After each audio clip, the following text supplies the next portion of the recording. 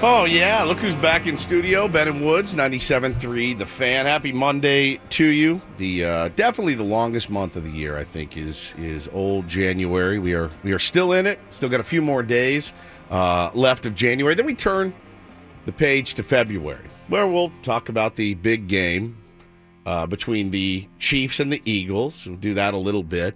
And then it's just we're just kind of in a holding pattern, waiting for spring training.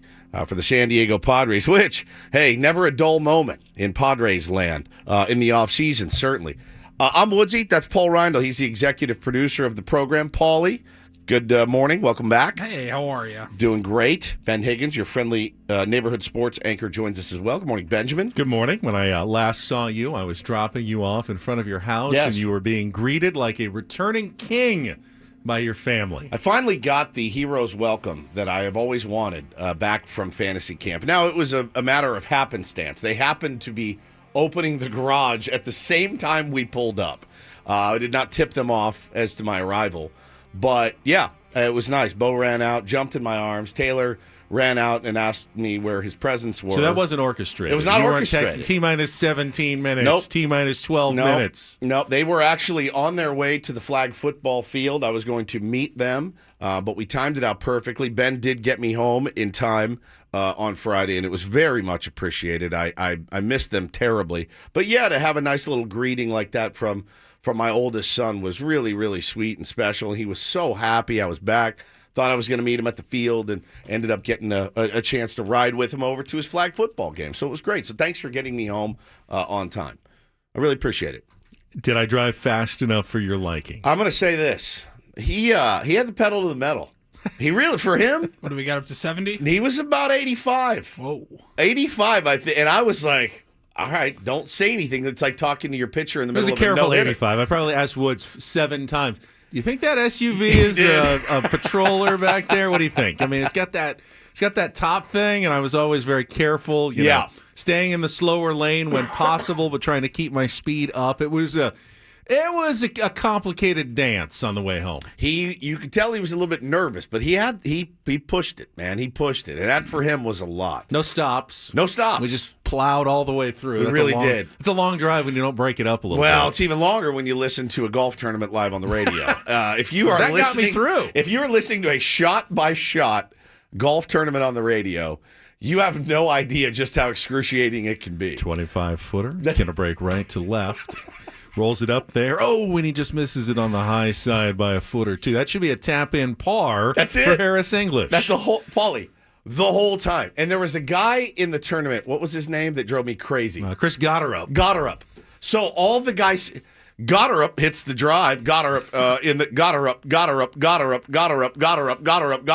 the whole drive home. I was like, can this guy finish his effing round so I don't have to hear his name anymore? Gotterup. You didn't lays like it at Pot Gotterup. Geeter, but Gotterup was There okay with you? Pot Geeter, Lonto, Griffin, and Gotterup. Chris Gotterup. I swear to God. But yeah, I mean, and Ben actually made the point. There was our buddy Dennis Paulson was on the call. He's great, by the way. I don't know who the guy he was working with is, but Dennis is great. You can listen to Dennis read the phone book, man. He's going to make it sound interesting and dynamic. But it was, Paulie, it literally was, yeah, he's going to want to find the fairway here.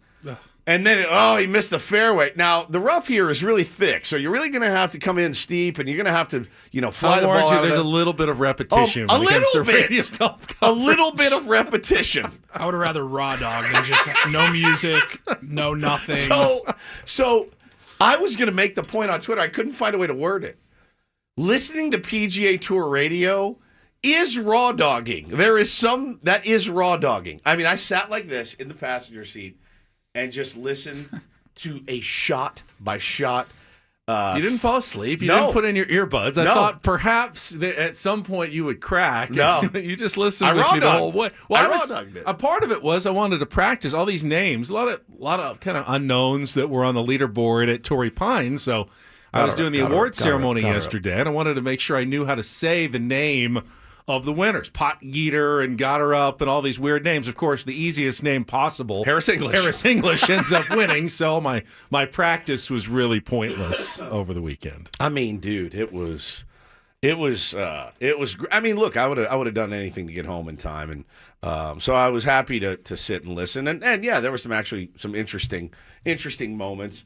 I don't remember them, but I do remember at the time saying, "Well, this isn't half bad," But listening to three quarters bad. It's 3/4 bad. There was a quarter of it that was pretty good. Well, I knew it made the big guy happy. So as long as he was happy, got me home on time. That was great. Got to show up and went to Bo's game. He scored a touchdown and caught a 2-point. I was very happy to get home and see him. Then we had basketball on Saturday for him, and they got beat. I'd say probably 60-4, but they stopped keeping score after one team reaches like 24. Bo got a bucket, won his first basket of the year. His team in 3 games, Paulie, has been outscored 88-8. Would you say this is a coaching problem? Are they running the wrong offense? I think it's a talent problem. I think it's a coordination. Bad drafting. They don't have enough height. What are we looking at here? There's a rebounding issue like the Aztecs, so they're not boxing out enough. Yes, it is. Yes. Ask me more questions and I'll tell. Ask me more problems. Do you think they should be going, is it man-to-man or zone? Yes. What are we working on the defense? Bo has no idea what zone means. So when he goes under to play zone, anybody that has the ball, he just goes up and attacks them. That's his version of zone. Are they switching on defense or are they staying with their man? What are they doing here? I told him, I go, Bo, this is your area. Stay here. He goes, yeah, but he has the ball. And I go, right, but this guy's here. He's open. If you leave your spot, he's now open. They throw it to him and he makes the bucket. He's like, yeah, but I want to get the ball. I want to get a steal. I'm like, look, I appreciate the hustle. He did not stop, Ben. The game is 32 minutes, so 8-minute quarters. Paulie, the motor on this kid, he only sat for 3 minutes. He ran the whole time. The other dads were coming up to him, dapping him up, going, dude, you're a beast. You are a monster out there. He was a pest, but he has no idea what he's doing. Zero. So he did get his bucket, so he's really happy about that, but they stopped keeping score. Does he think in football that all 11 defenders should just blitz one the quarterback? Guy, yeah. The quarterback has the ball. We all go after him. Well, he's just going to throw it to one of the 7 open guys out there. He doesn't understand the concept of a zone defense. Why would I just be here when the play is happening over here? This is stupid. And so we did that. Then he had baseball yesterday. So we really did the trifecta this weekend. But it was great, man. We had a great family weekend. Nice to be home for you fellas as well, I'm assuming. Yeah, it was good to be home. I mean, I had to work this week. I have to make up for the time I missed when I was gone last week. So I worked both Saturday and Sunday at Channel 10, but that was fine. I got to watch all the college basketball on Saturday, and then all the football yesterday from the comfort of my office chair. So that's good. Fine. Yeah, it was good, and mostly good games actually this weekend. Yeah. So, I mean, I enjoyed it. Paulie, good to be home for you. Oh yeah, yeah, good to be home. Yeah, Megan had her hands full with just the 2 dogs, but 2 dogs with GI stomach issues. Like literally, the day I left, the next morning she was at the emergency vet. Doo-doo. Like to a T, every 45 minutes. Just on the floor and stuff? Wherever they could find a spot. And I said, better you than me, and I mean this sincerely because you handle things like that much better than I do, I would have probably left. You just weaponized. I've learned about weaponized incompetence. I tried the weaponized incompetence with my wife when the kids were, what, babe, why would I change the diaper? You're better at this than me. No, she agreed. It didn't fly. Like, yeah, I had a whole system down, made it work. The diarrhea system. I would have just left. I would have said, we have no dogs left anymore. I can't do this. Can I say this? Was at a restaurant Saturday night, an indoor restaurant, and there were about 7 dogs inside of it. And we've gotten to a point now where people just bring their dogs in. Now, what if those dogs had the same affliction that Paulie's dogs had, right? And I'm there eating a sandwich or a burger, and that dog has diarrhea. Or what if I would hope you wouldn't bring your dog if they were. Why are you bringing your dog inside of a restaurant? I don't mind a well-behaved dog at a casual place, even inside. Even inside, it doesn't bother me. I love dogs, but if they're like barking and we're getting to a point now where it's just I was at Vaughn's and I'm like, lady, you're walking your giant labradoodle around the fruit section that I'm eating. Now, I like dogs. I have 4 cats at my home, right? Like, I like dogs. I like animals. I'm not an animal hater. But I wouldn't walk one of my cats into Vaughn's and be like, all right, so what do we get? Oh, what is this, cucumbers? Let me grab some of these. Get some of these peaches. Those look fresh. It just, it's weird. It doesn't make any sense. One of my coworkers on the weekend, she brings her dog to work at Channel 10, but well-behaved. And if it makes her happy and makes work easier for you and doesn't really affect my work at all, I don't care. I don't mind. Is it a service dog? I don't think so. Oh. But it's a small little dog. Just kind of stays under her desk. Okay. So Uh-huh. I don't know if she's supposed to be doing that. Rule. No living creatures with diarrhea should be allowed in restaurants. No, fine. If my kid had diarrhea, I'm not taking him to a restaurant. Right. Should we have a bring our pets to the show day one day soon? No. We can all bring in one of our pets. No. Please, no. Please, it's just gotten out of control. It just has gotten out of control. Well, and dogs are feeling better now, Paulie? Yeah, no, good. they were good. They were good. Good. Well, we Nice, are easy back. weekend. It's good to be back in here. I do like being at fantasy camp very much, and I miss it today. I missed it when I woke up. It's such a fun lifestyle of just getting up and going to play baseball all day. But we're back to reality. But it is nice to be back in the studio. This is where I feel like we do our best work. I think our work suffers when we're out, though. I think we put together some good shows with some good interviews. Was very pleased, but I feel more comfortable in here. I feel more like Ben and Woods when we're in here. Well, we got a lot to get to, so let's take our first time out, get some traffic from Kelly. We'll come back. Not only topics, but we got a bunch of giveaways and interesting news to share with you today, so we'll get to all of that coming up when we return with Ben and Woods on San Diego's #1 sports station, 97.3 The Fan.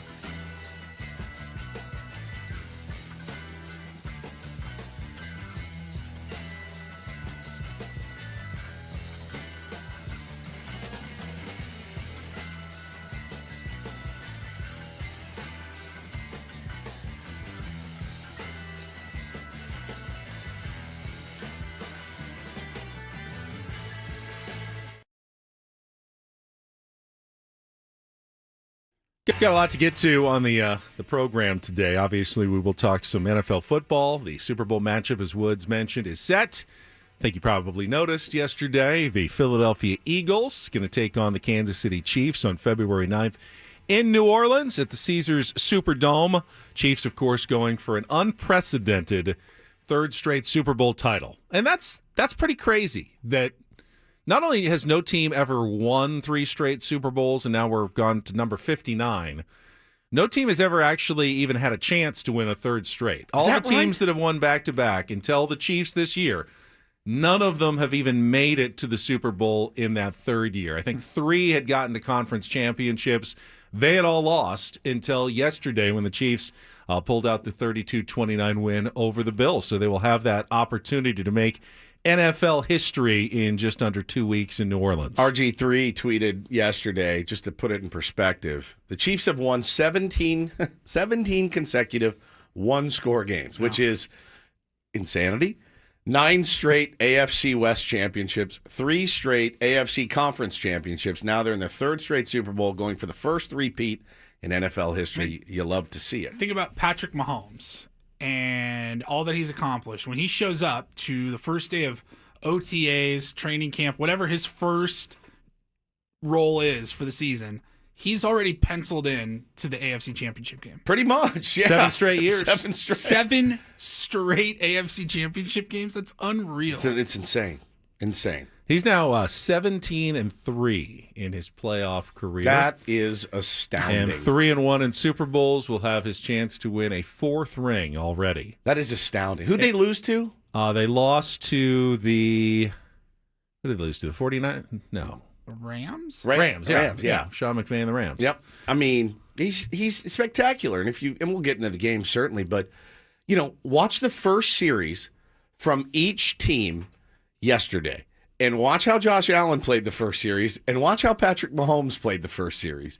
And you tell me that it's not. I mean, look, I realize, and people were up in arms again about the penalties and stuff, or lack thereof. We can talk about it. I did see some fairly egregious ones, but you can't take away from that dude's ability to lead his team. I think that is a great point that actually hasn't been made enough. The Bills played well. They did not play a bad game. They did. Josh Allen didn't play a bad game, but that beginning sequence where the Bills, go 3 and out, and then the Chiefs go down and score a touchdown. Like he should have been picked off twice. like throwing wounded ducks into the air. Most teams, it's a big playoff game.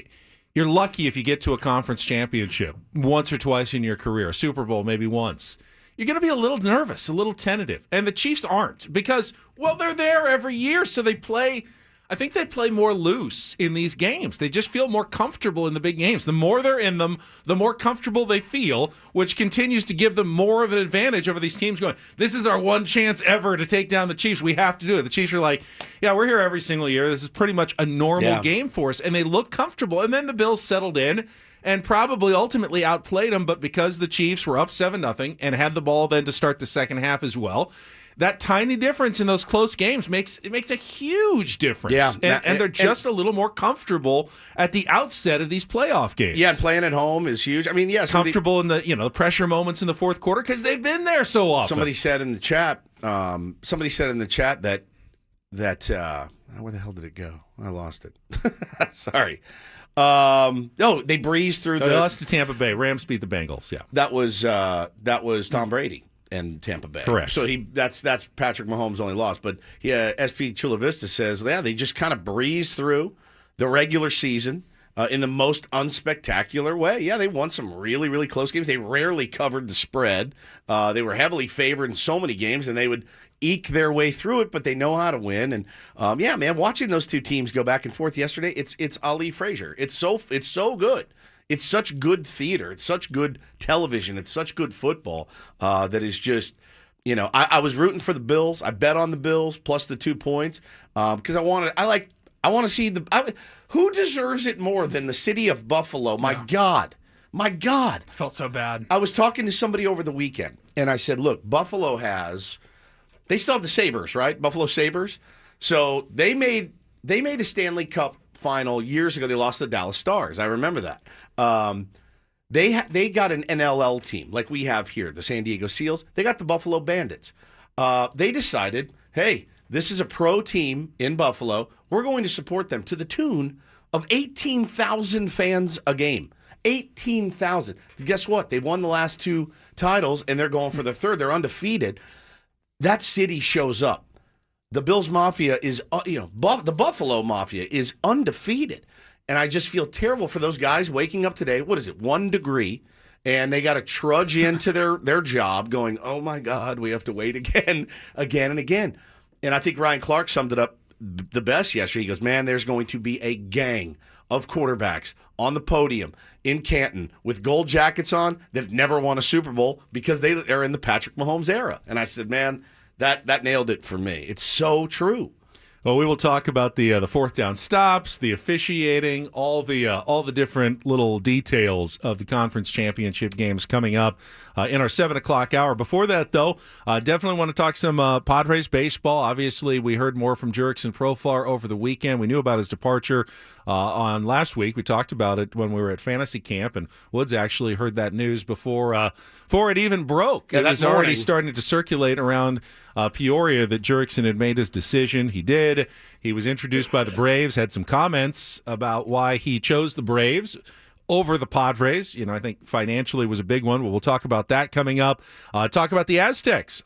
Absolutely out of nowhere, dominant road performance on Saturday night. We'll also give away some tickets to tomorrow night's game at Viejas Arena against San Jose State. Do that in our 7 o'clock hour. Don't do this. Our regular features, take on Woods at 8:20, chance to qualify for a trip to Las Vegas. And don't forget, today is the day the biggest fan names begin to be read. So starting this morning at 9 o'clock, if you have entered our contest, and I don't think it's too late, if you still go to 973thefansd.com/biggestfan, you can get your name in.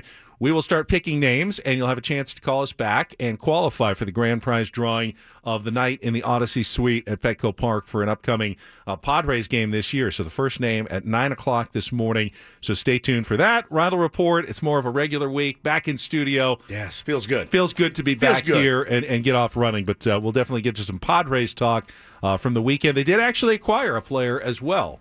I believe, on the 40-man roster. Yeah, it happened on the drive home as we were listening to PGA Tour radio, but we did pick up I guess a bullpen piece for cash, and we will talk about that certainly. Well, listen, you guys asked me in the chat, Woodsy, post your underdog picks.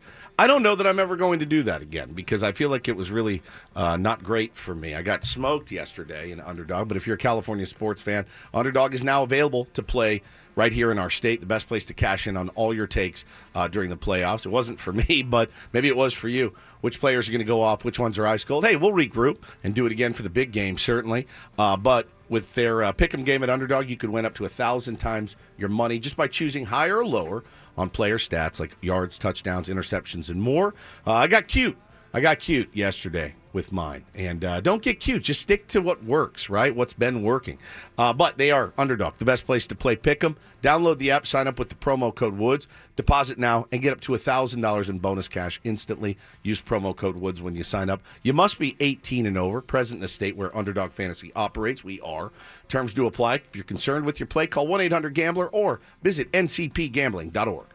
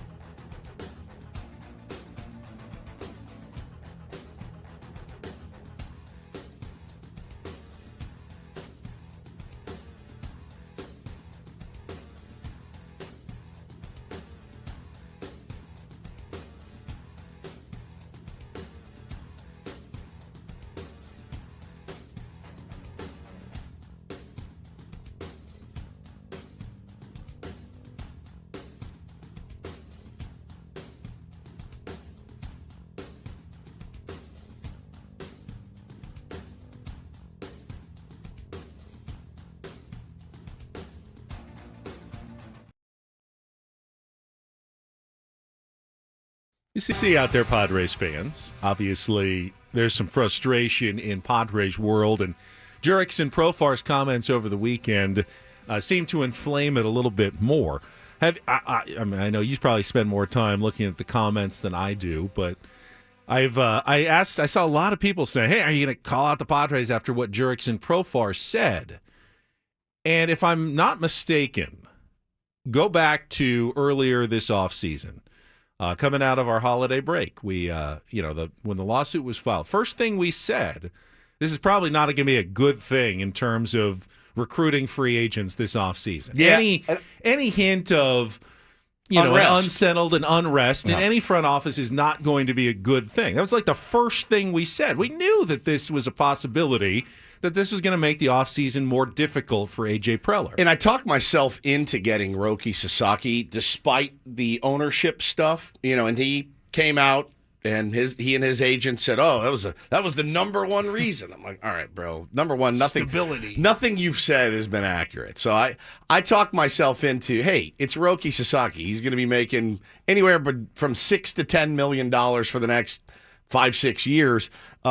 His checks will clear. I'm not too worried about it. If he wants to be here, wants to be with Ruben, wants to be with you, Darvish, wants a challenge, doesn't want to join an already stacked roster. This is a great fit for him.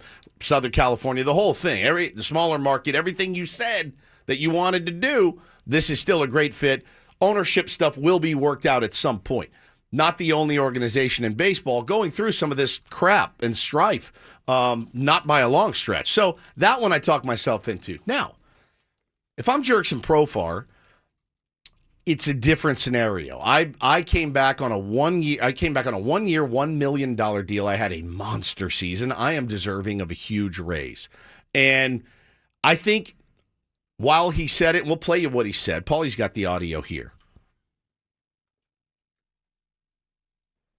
You mentioned the Braves in San Diego. When did it become apparent to you that maybe you wouldn't return to the Padres, and you kind of fielded the interest from some of the other teams?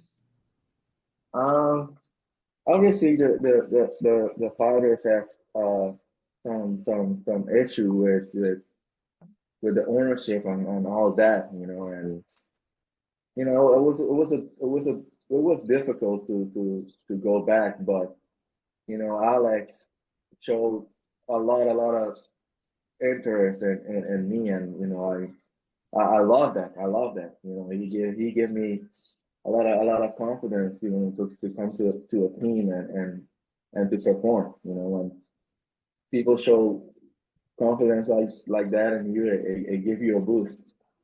So I think it's safe to assume, I guess, I really don't like speculating and assuming, but when he says Alex showed, a lot of interest in me, and he did. Alex Anthopoulos had him earmarked as the second best hitter in free agency, right behind Juan Soto. Now, you say things like that when you're recruiting a player. Yeah, absolutely. Well, absolutely. Well, but 100%, you're right.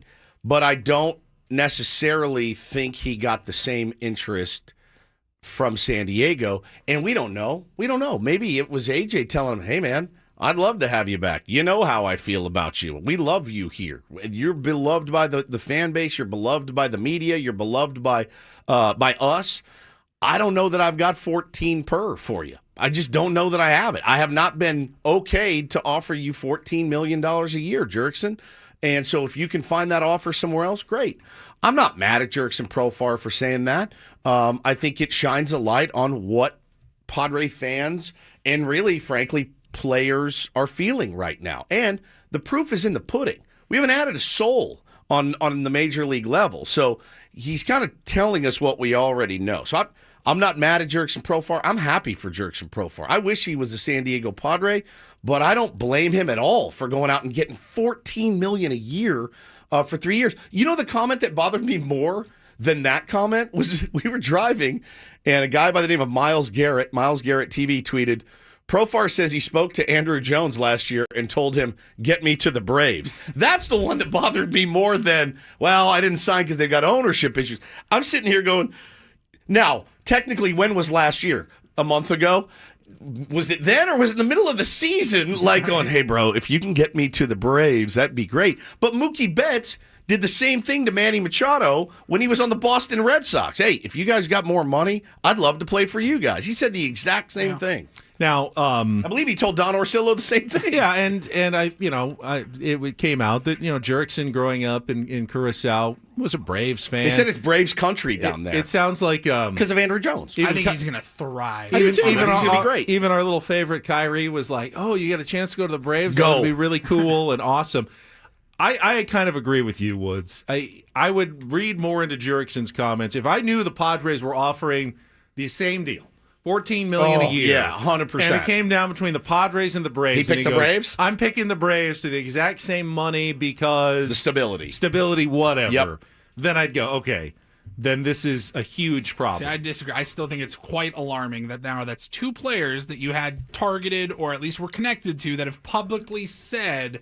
That's the reason. With Roki, we know the target was there. I mean, you couldn't get a bigger bullseye on somebody's And we know chest. the Padres offered not only a competitive amount, but more than the right. Dodgers. So a limited amount that they could. As much as I convinced myself that it wouldn't matter for Roki, it's like Andy says. He said it was hard to go back. How really does the ownership for the Padres affect him? It's either the Seidler brothers or Shield. Yeah, good point.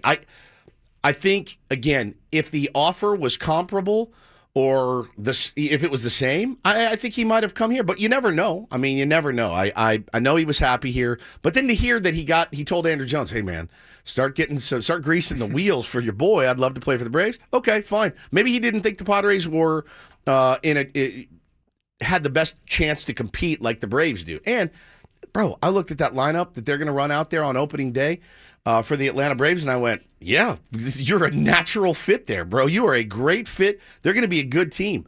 My hottest take of all is probably based on some things that went down over the weekend, too, and rumors that we've heard.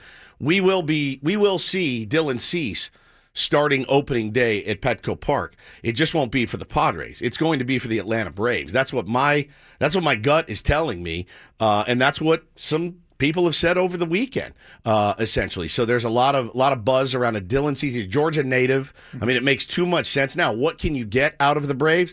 I don't know. We're not quite there yet. They've got some good prospects, but Alex Anthopoulos isn't going to unload 3 or 4 top prospects on you for a 1-year rental. Well, I think it's a good sign that, I mean, even if the Padres are, as they clearly are, operating under some financial constraints, that they're not just giving away players to lower payroll. Right. That would be the biggest concern. If they had just already traded away either Arise or Cease or both of them to shed payroll and say, hey, we're just going to take a couple of AA players and cross our fingers, the reason probably we haven't seen any moves is that AJ hasn't received an offer that he feels is fair or commensurate with the kind of players that he's dangling out there. And I would hope that if he doesn't get those kind of offers, then he doesn't make the trade. I mean, you wait until someone comes to you with a convincing offer before you move a talented player like a Dylan Cease. Pretty wild that they have the Dylan Cease bobblehead announced for late in the season, the Luis Arise bobblehead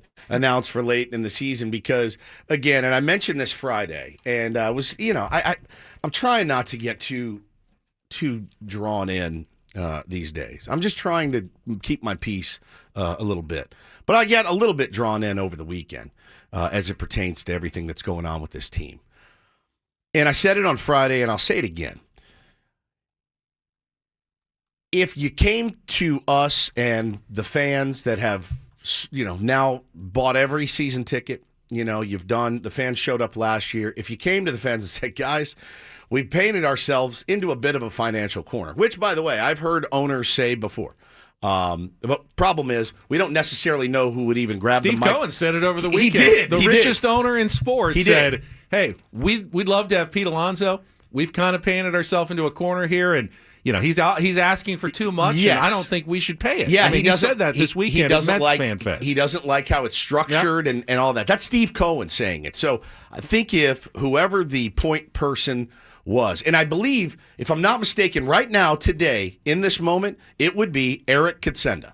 He is the guy calling the shots. If Preller had a deal to be made, he needs his sign-off. Yes. Correct. Yes. Okay. So Eric Katsenda, who, by the way, didn't really want this gig, was not really the guy that said, Peter, He was always a placeholder. He was at the always a very least. I placeholder. don't know his thought process, but we knew he was always a temporary placeholder as the control person. And I do find myself feeling slightly bad for him because it would be like me leaving you guys something. Hey, I'm passing away.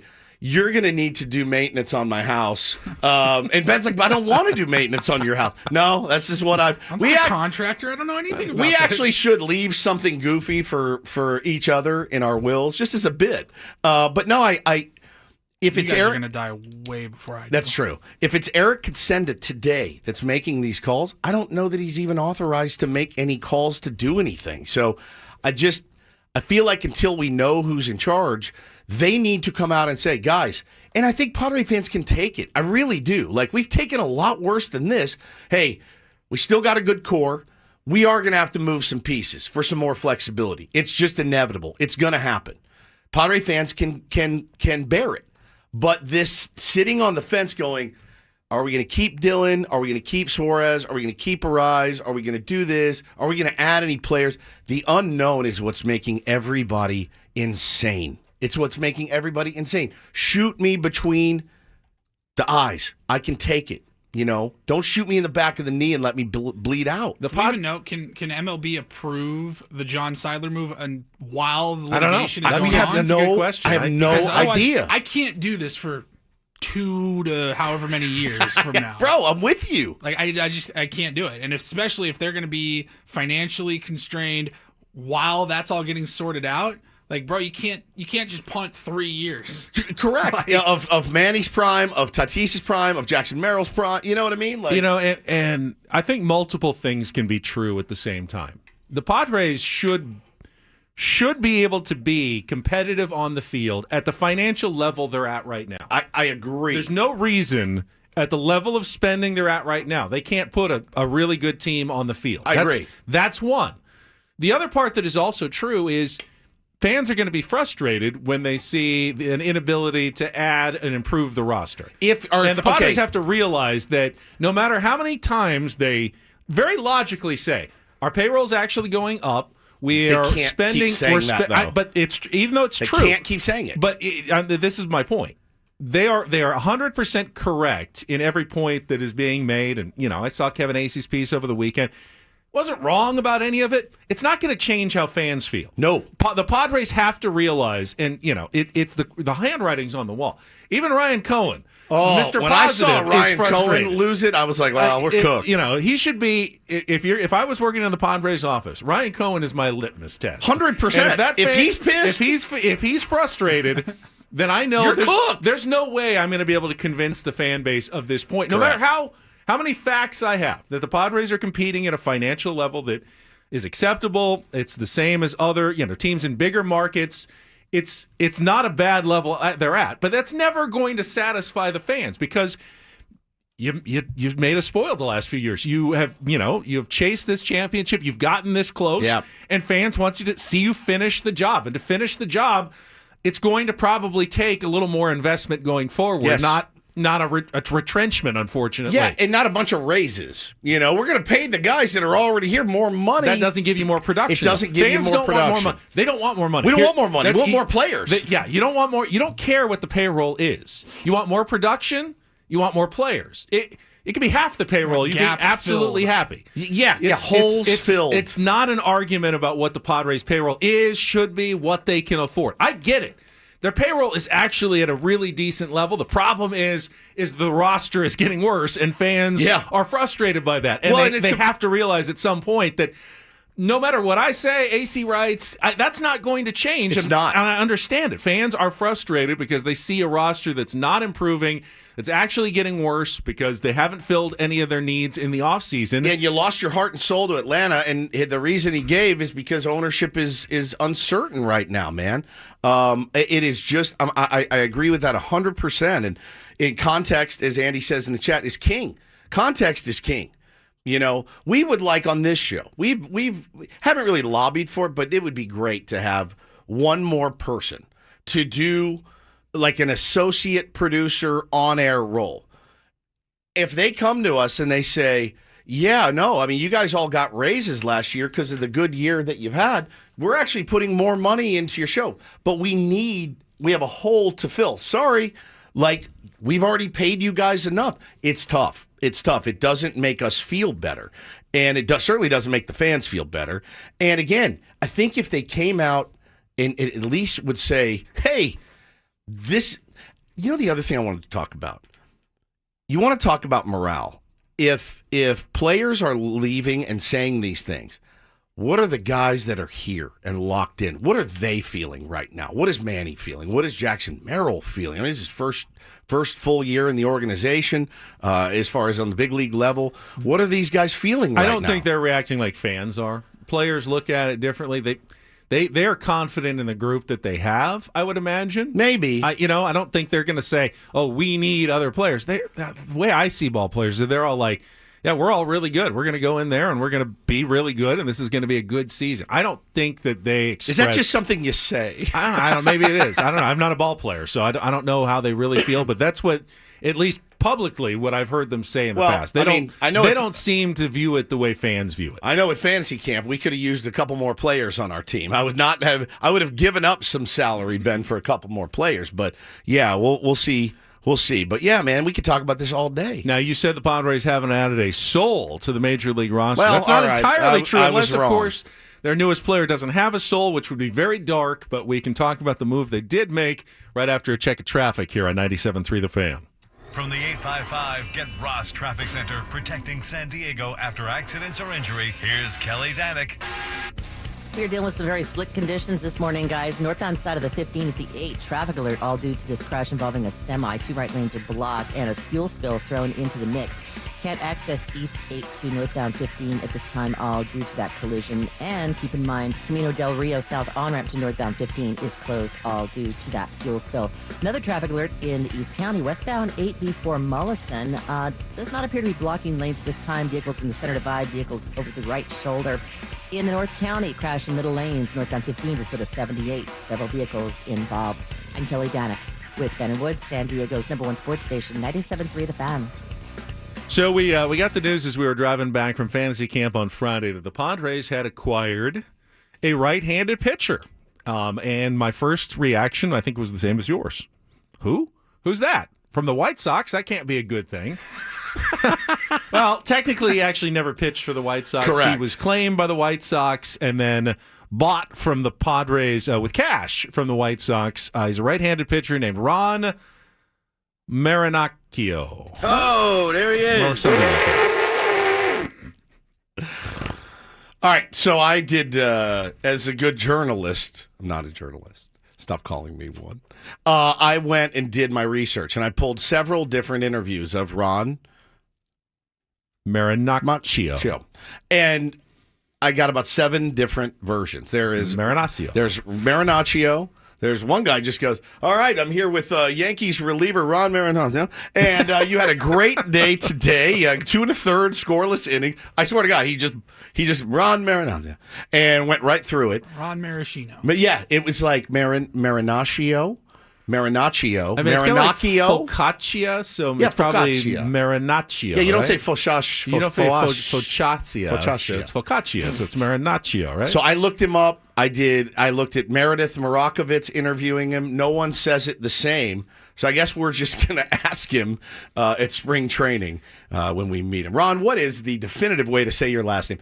My guess is Marinaccio. Not sure what role they have in mind for him. It actually looks like a fairly savvy pickup. He looks pretty good. He has really strong reverse splits. For a right-hander, he gets left-handers out really well. Righties, not so much, but you can almost use him as like a left-handed specialist out of the bullpen based on the splits that he had for the Yankees, by the way, as a reliever in their bullpen, where he was moderately effective when they were able to use him, especially against oddly left-handed batters. I don't know that much about Ron Marinaccio other than that, but sounds like it was an inexpensive and perhaps savvy pickup by A.J. Preller over the weekend. Yeah, I mean, look, they're making moves on the fringes right now, which is really all they can do. And look, I love fringe moves. I do. I think they're so great. After you've added a starting left fielder and a guy that can hit the ball out of the ballpark as a designated hitter and another starting pitcher, fringe moves get me excited.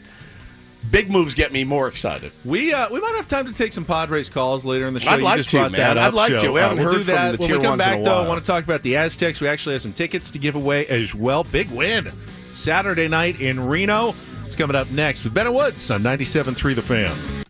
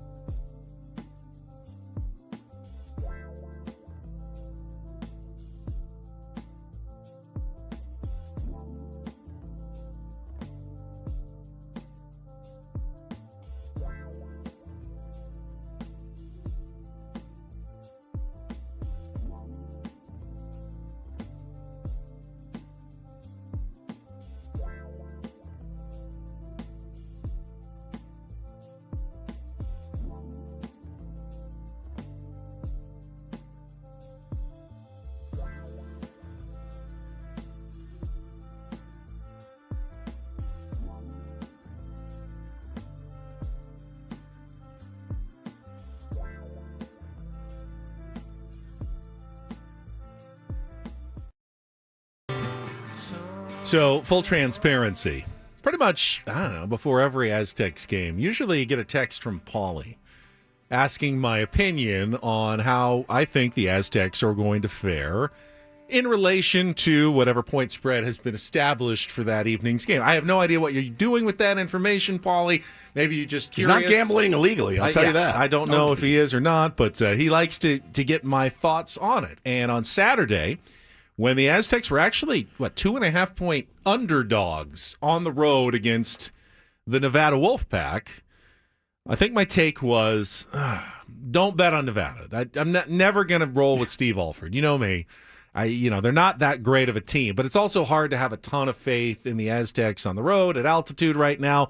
But at some point, what did I say, Paul? At some point, Brian Dutcher is going to figure this out. He always does. Will it happen tonight? I don't know.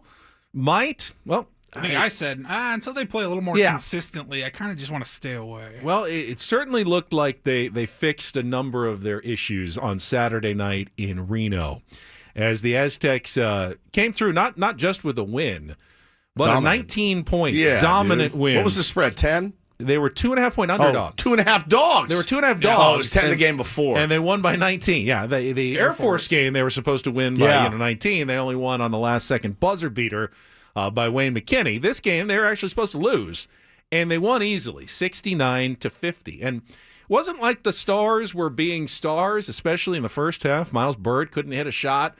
Nick Boyd couldn't do anything. It's been a little cold lately. Both of those guys have been struggling scoring. Byrd, though, contributed in other ways. A career-high 9 assists.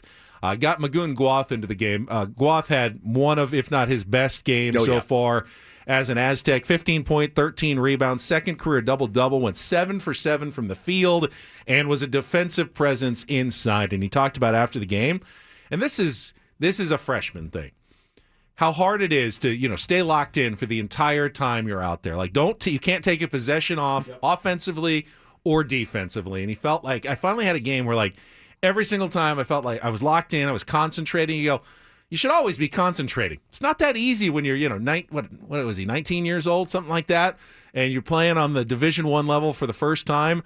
In high school, you don't have to concentrate that much. You're so physically dominant over the other players. Just throw it up to me, I'll lob it in.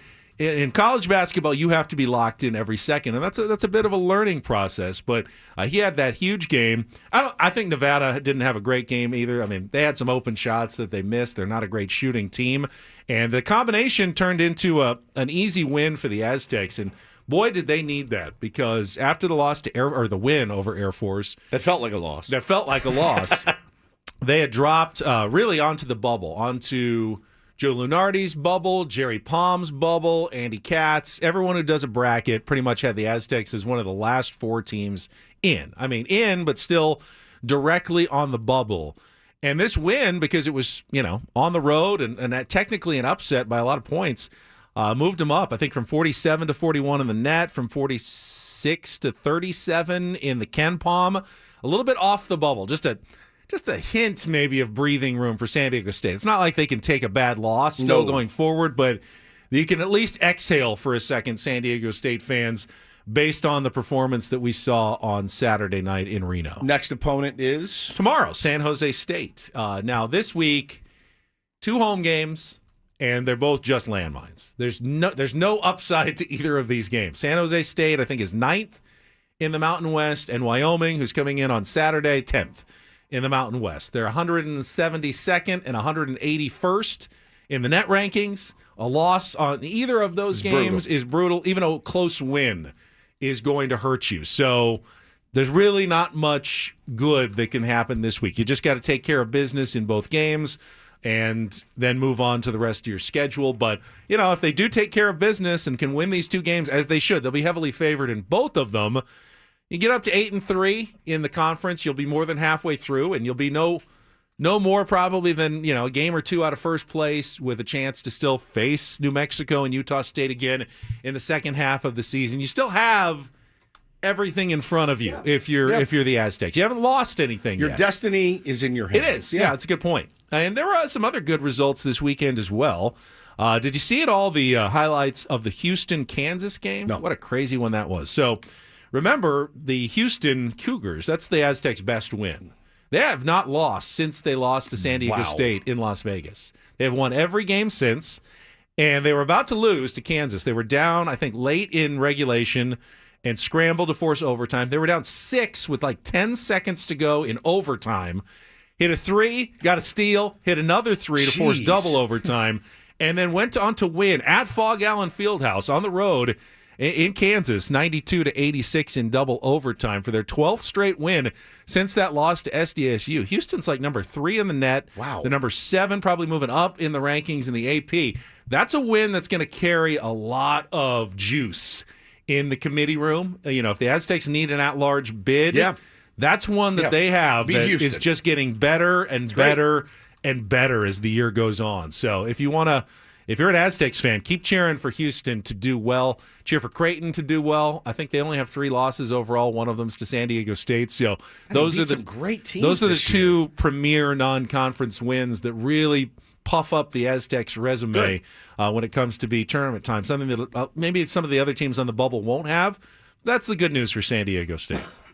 We have tickets to give away. We do. Don't we? Yeah, why don't we do that right now? We got a pair of tickets for tomorrow night's game, Aztecs against the San Jose State Spartans. You can get your own tickets at goaztecs.com, but if you want to be inside Viejas Arena tomorrow night, you can win them right now. We'll give it to the 4th caller at 833-288-0973, 833-298-0973. Let's try that number again. What? 833-288-0973. Did he biff it? Yeah, I think I said 298. 833-288. 0973. Chance to win the tickets for tomorrow night's game, which I believe is one of those 8 p.m. starts on a Tuesday night at Viejas Arena. I know, Aztecs fans, it's not that bad getting out of the parking lot. Just have a little coffee. You'll be fine. You'll make it to the end of the game. Yesterday, when I was doing a little work on today's show, and I saw that we had tickets to give away, and I was like, what time is that game at on Tuesday?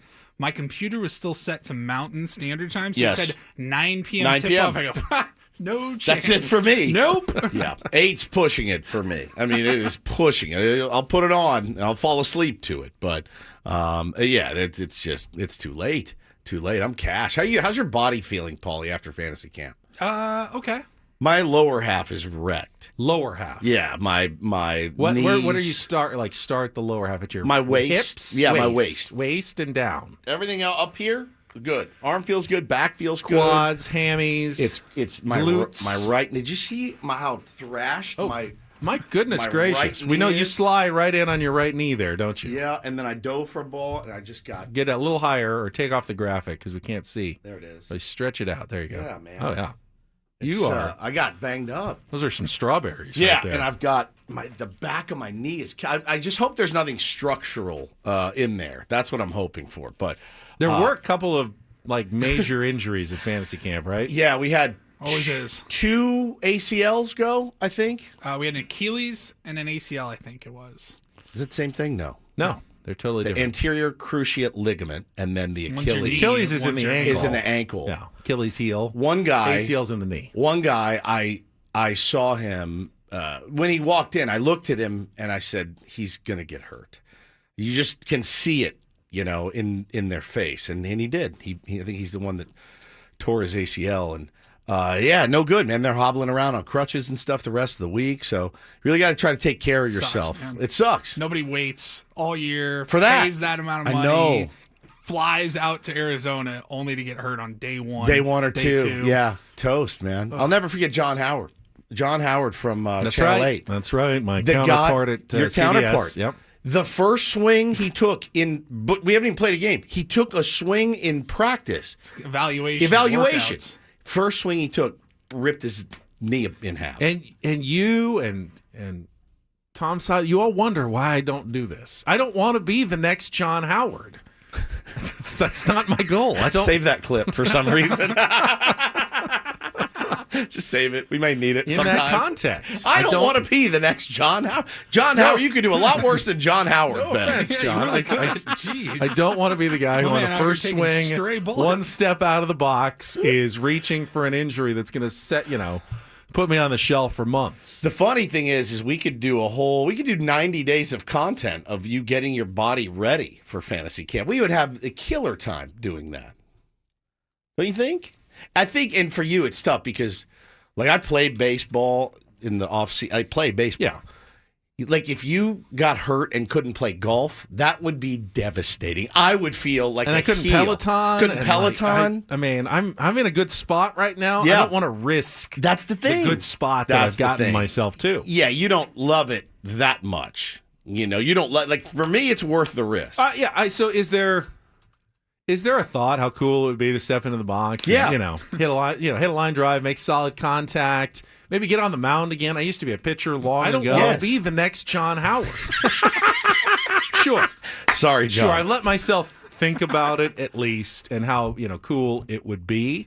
But I always immediately go to, I'm going to get hurt. Yeah. And just how devastating it would be if I got hurt and what it would cost me. Because I've worked really hard over the past few months to get to where I am. And by the way, I got to thank SDFatLoss.com. They got me really started.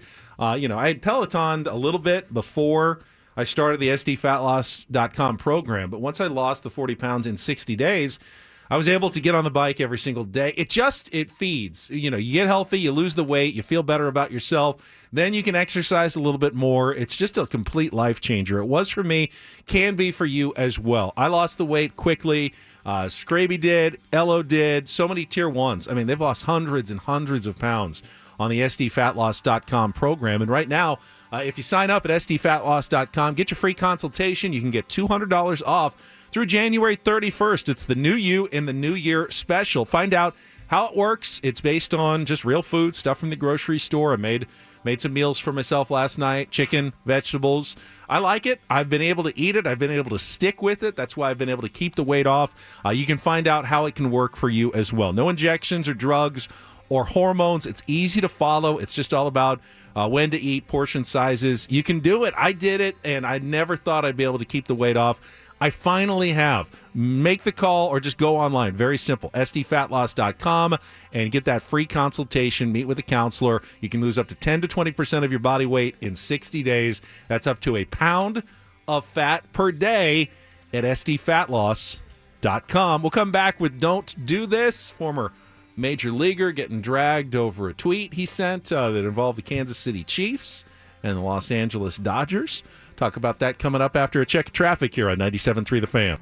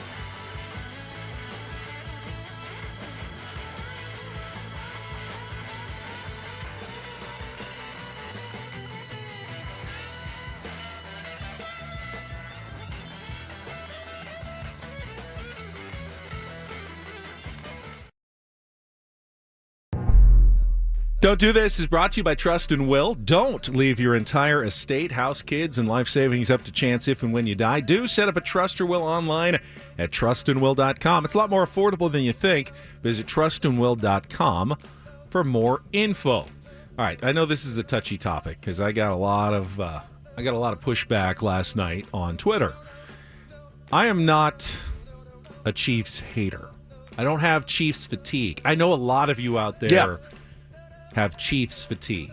I don't. I still enjoy watching the Chiefs play in the postseason. Pretty fun team to watch. I think they're entertaining games, and I have no. Now, I'm not rooting for them. I'm not a Chiefs fan. Had they lost, would have been really happy for the Bills. Would have been excited for a Bills-Eagles Super Bowl. But I'm not one of these people that is like angry when the Chiefs keep winning. That's or Dodger think there's loving then, huh? Or think there's that's what I got. I got a lot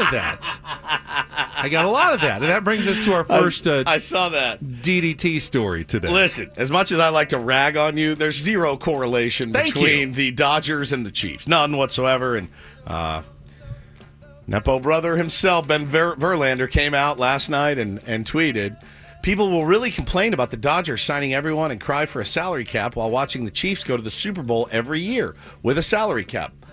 What is your point? It has, like, Dodger fans getting in there and making the Chiefs' run of dominance about them makes no sense to me. Like, hey, could the Los Angeles Dodgers have a brilliant run in Major League Baseball with a salary cap? The answer is undoubtedly yes. Yes. There is no question. They draft well. They develop pretty well. They know how to manipulate. They know how to manipulate loopholes. They're a very, very well-run, smart organization. I have zero doubt, Ben, that if their constraints were given and everyone was zeroed out, that the Los Angeles Dodgers would still be in the mix for the playoffs every single year because of Gomes, because of Friedman, because of their facilities, because of the way that they do business. Zero doubt. Of course. But that's not the case right now. This is the extent. I mean, somebody made the point. Does anyone think Patrick Mahomes would still be playing in Kansas City if there was a free market? No, he would be the quarterback. That is a great point. He would be the quarterback of the New York Football Giants or the New York Football Jets or the Los Angeles Rams or the Dallas Cowboys. The Dallas Cowboys. I mean, what are we talking about here? If it was a free market economy, you're not going to see the Buffalo Bills. If they had to rely on local TV revenues, there wouldn't even be a Green Bay Packers. Correct. I mean, there's just no way. They'd be no making way. $7 a year in revenue off television in a tiny little town like Green Bay, Yeah. whereas, the Rams and the Jets and the Cowboys would be making hundreds and hundreds of millions of dollars. But that's not how the NFL works. Yeah, They share all the national revenue. They have a salary cap. Every team starts pretty much on an even playing field. The correlation is just non-existent, and there's no reason to make one sport with completely different set of rules make a comparison between the Los Angeles Dodgers. And there's nothing inherently bad about a dynasty or a dominant team. What my contention has been is that the Dodgers are sucking the hope out of the rest of the league. I don't think the Chiefs do that. Yeah, I disagree. You don't think so? Everybody in the They look AFC is playing for the number 2 seed. Are you right kidding? now. They look beatable in every single game they play. I mean, just someone finish it off and win the game at the end. But they didn't lose. They didn't, but it's not like, oh, here comes another 45-7 Chiefs win. They've been to 7 straight AFC championships and 3 straight Super Bowls. I mean, what are you talking about? More power to them, but They've owned the AFC. They've also played 17 one-score games in a row. 17, they've won 17. They've won 17. Who cares? They've won them. Yeah, they win. They know how to win, but it has nothing to do with their payroll, right? Not it has at all. Nothing to do with their payroll. It has to do with their and it's only getting coaching harder for them every year because they keep losing players because they can't keep everybody because of the salary cap. Yep. They were more talented 2 years ago. They were less talented when they won it last year, and I think they're even less talented this year. I think the Eagles have a much better roster. He really is high on the Eagles. I think the he Eagles. thinks they're going to blow them out. I think in it's going to be a fairly convincing win for the Eagles. Crazy. Maybe 10 to 20 points. That's my early take. Yeah, crazy. Yeah. You're now, right. if it's a close game in the end, Chiefs will probably pull it out. I just think the Eagles have too much. Okay. Too much on defense, too much Saquon Barkley. And if Jalen Hurts has 2 more weeks to get even healthier, it looked decent. Yep. Yesterday, I like the Eagles in Super Bowl 59. Okay. But I don't like Ben Verlander's take. I didn't like it either. All right, let's go to, speaking of the Eagles, Eagles fans, a car hit and injured 3 pedestrians in a crowd of people leaving the Eagles playoff game last night, according to police. The driver is in custody. At least the collision did not appear to be intentional, but you always hate to see, big crowds coming out of the game, people celebrating, and anything like that happens. Just seems like anytime there's a celebration, something seems to go wrong. I mean, no one climbing up the light poles yet, at least. Did you see that? Oh. They were already Did you not see it? No, I did not see it. Oh. Did they not grease them up so people Broad couldn't climb to the top? Oh, they were Broad doing it Street again. was insane. There's people hanging from poles. I mean, it was a mess down there. Are we sure we're still going? We're going to go to Philly. I think so. summer? I That's don't the think. plan. I think the tickets I got are non-refundable. So I think we do. I think we are locked into that trip in July. I'm excited, but also a little nervous. I am as well. It was nuts down there. I will say this though. I do get envious. I get envious of sports towns like that. Oh yeah. I'm envious. And you felt it here last year with the Padres. Yeah, there was a lot of that going around. It was bananas down at Petco. This year, I don't know how it's going to be. Might be a little more room to move around, but I just don't know. We haven't seen the final product yet. Is But- that what we really crave? I mean, we Do all we? all Yeah. want a championship. Yeah. But isn't it just that sense of community, excitement? Yes. Everybody together. Yeah. We have, we've had glimpses and We've had flashes it without of- winning the championship, Yeah. but that's really what we want. That's what we want. We want that every October. If you're a football fan, you want it every January. Everybody comes together pulling for their team in celebration and, probably eventually commiseration. And it's funny because, Zach says in the chat, I think they actually forgot to grease the poles because I saw people, you can't climb to the top of these poles if they're greased. Right. And there were dudes hanging from it. It makes me very anxious to watch. You think about if it's my kid out there climbing the poles, like nothing good can come. You'll get 30 seconds of clout. You also break your neck. Just be careful out there. But no, Benny, Broad Street was bananas last night. Bananas. And I mean, what's the productivity in Philly this morning? Zero. I mean, zero. It was crazy, and it's awesome. We all want to be a part of that someday. Do we have a do this? I or do should not. We just go for I another? saw nothing in the positive in the world of sports. then never Well, mind. the American that won, I actually watched Madison Keys. Madison Keys. Yes, I first watched Grand Slam title. I watched a good piece of that on Saturday morning with the kids. I really, really enjoyed it. You watched And, the replay of it Oh, Saturday did I? morning. It was over by the time you woke up on Saturday morning. But 19th seeded Madison 19th Keys seeded. upsets number 1 Arina Sabalenka in the Australian Open final to win her first Grand Slam title at the age of 29, which in tennis terms is It's a actually little old, yeah. a little on the older side Yeah. to win your first Grand Slam. On the men's side, Yannick Sinner of Italy won his third Grand Slam title at the age of 23, successfully defending his men's singles title in Melbourne with a win over number 2 seed Alexander Zverev in straight sets early yesterday morning. Sabalenka is she's very, very vocal when she plays. She smashes her record. My kids got the biggest kick out of it of all time. They're Remember like, what is Monica she doing? Seles, the grunter, every time she swung. That was like a major sports controversy. It was of the huge in 1990s. the early 90s, maybe. Yeah. Like, Monica Seles. Does she make too much noise Yes. when she's playing tennis? Sabalenka took that and ran with it. Or would you be a grunter? You're a flincher. Would you be a grunter playing tennis? I don't think so. I think I was just Pretty quiet. But you grunt a lot anyway. Do I grunt when I swing on the golf club? I think I'm fairly quiet. I think you're quiet. I look like I might be grunting. It's definitely It looks painful. a kind It of a looks pain like, emotion. oh, he's so tight. yeah. But she was getting after it. She was getting after it, to be sure. And that's a don't and a good. Do this, Woods, for a Monday.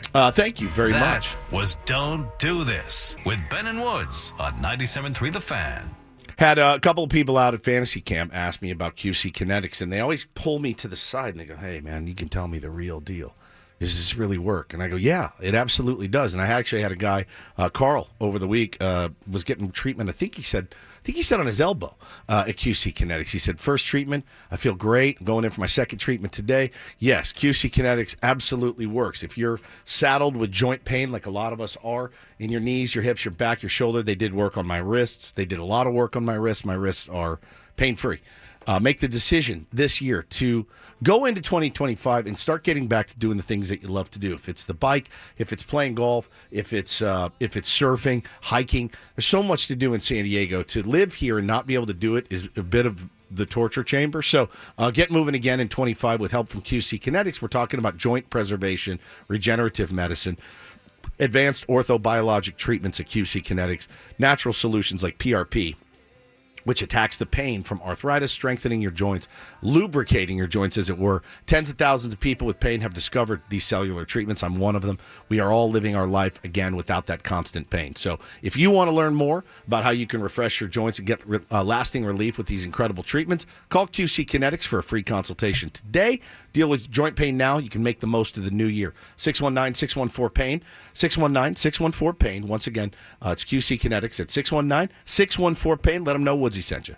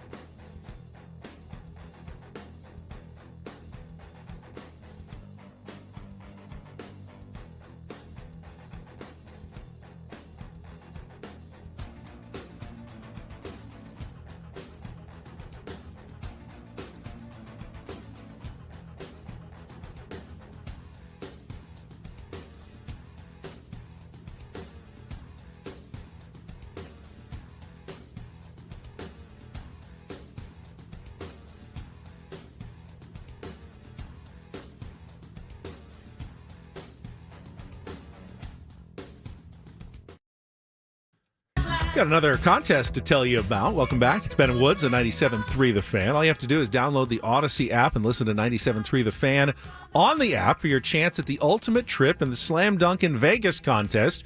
All you have to do, download the Odyssey app, log in, listen to this station for at least 1 hour to earn your daily entry into this national contest. The grand prize is travel and accommodations for a winner and 3 guests to Las Vegas, plus $5,000 for each person. Now that's $20,000 total to fund the ultimate viewing experience for the first 2 rounds of the college basketball championship tournament. So again, just listen on the app for an hour and you are entered into our national contest. That's a pretty good deal.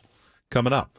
Welcome back. It's Ben and Woods. We will get into more of the NFL action in a minute. However, as I've noticed a lot of people in the chat have noticed, and we're trying to catch up during our breaks, some, I don't know, news, but certainly some interesting stuff dropping on the Union Tribune. Kevin Acee writing this morning about the lawsuit that's going on with Padres and ownership, including a conversation and email thread with Sheil Seidler, trying to get some answers to questions that still linger about her lawsuit against the Seidler brothers that is currently in a Texas courtroom. And I don't know, I'm just scanning this as fast as I can, Woods, to try to glean anything that I can. I don't think there's any definitive answers here. I kind of still feel like in that same no man's land of this is something that's going to have to play out in a courtroom, over however many months or however long this takes. Yeah, no question. I think what it did,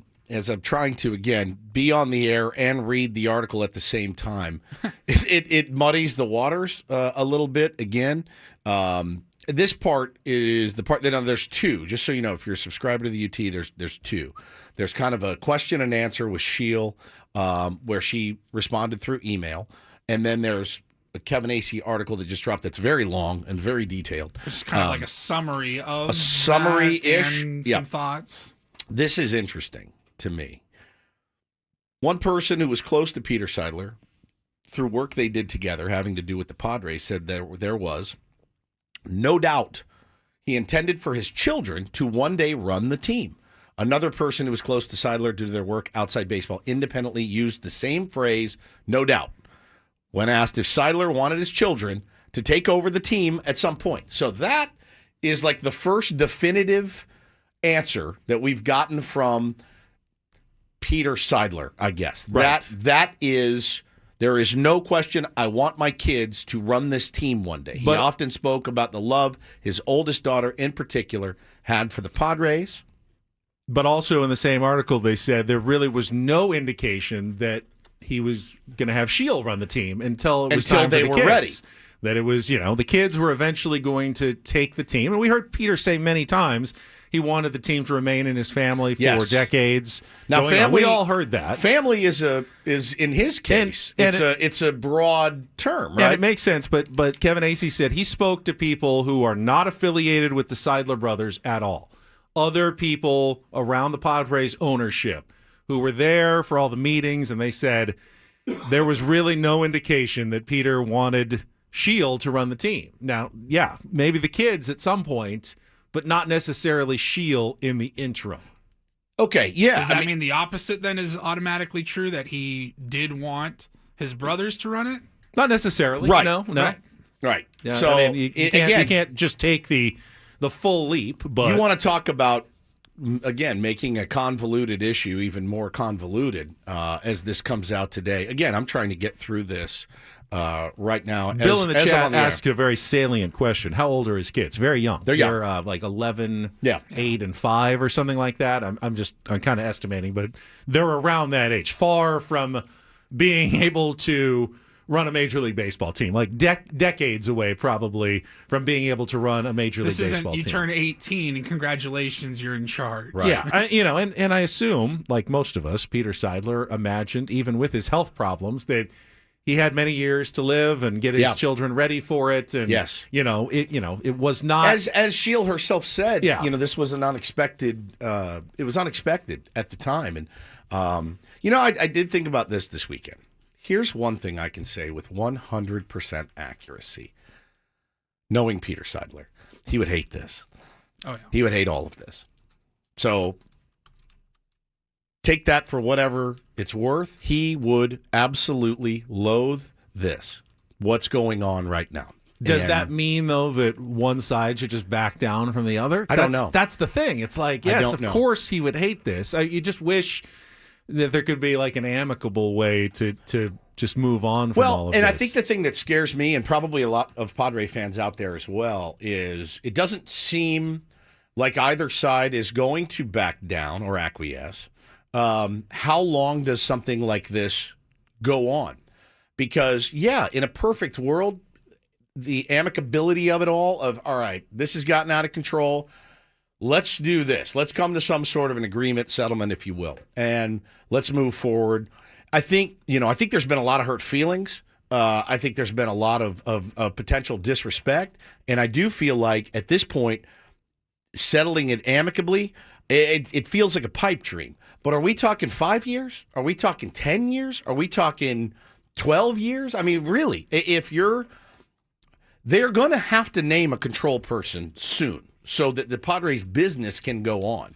Now, the rumor is that it will be John Seidler, correct, and Peter's oldest brother. That he is going, who is owns a partial owner of the team, has a small share in ownership in the team. So if and when that happens, somebody needs to hear from him, and that's the thing is all the brothers declined comment for this. No one wanted to talk about this article today. Again, we're just left in the dark again, and it's not. Yeah, it's tough to speculate. So that's the thing, though. It's probably inappropriate for them to say anything at this juncture because they're not. He's not the control person yet. Yes. He's just a contender at the moment, hoping for Major League Baseball approval in the middle of a lawsuit. Probably shouldn't be saying anything until things are a little more settled. But what happens if things aren't settled for months and months? Who's going to control the, okay, if you can take out all of the salacious lawsuit stuff and you just want to get down to business, right? The business of the San Diego Padres in the year 2025. After, again, you've sold out all the season tickets. People are ready for baseball. I'm AJ Preller. I've got a trade.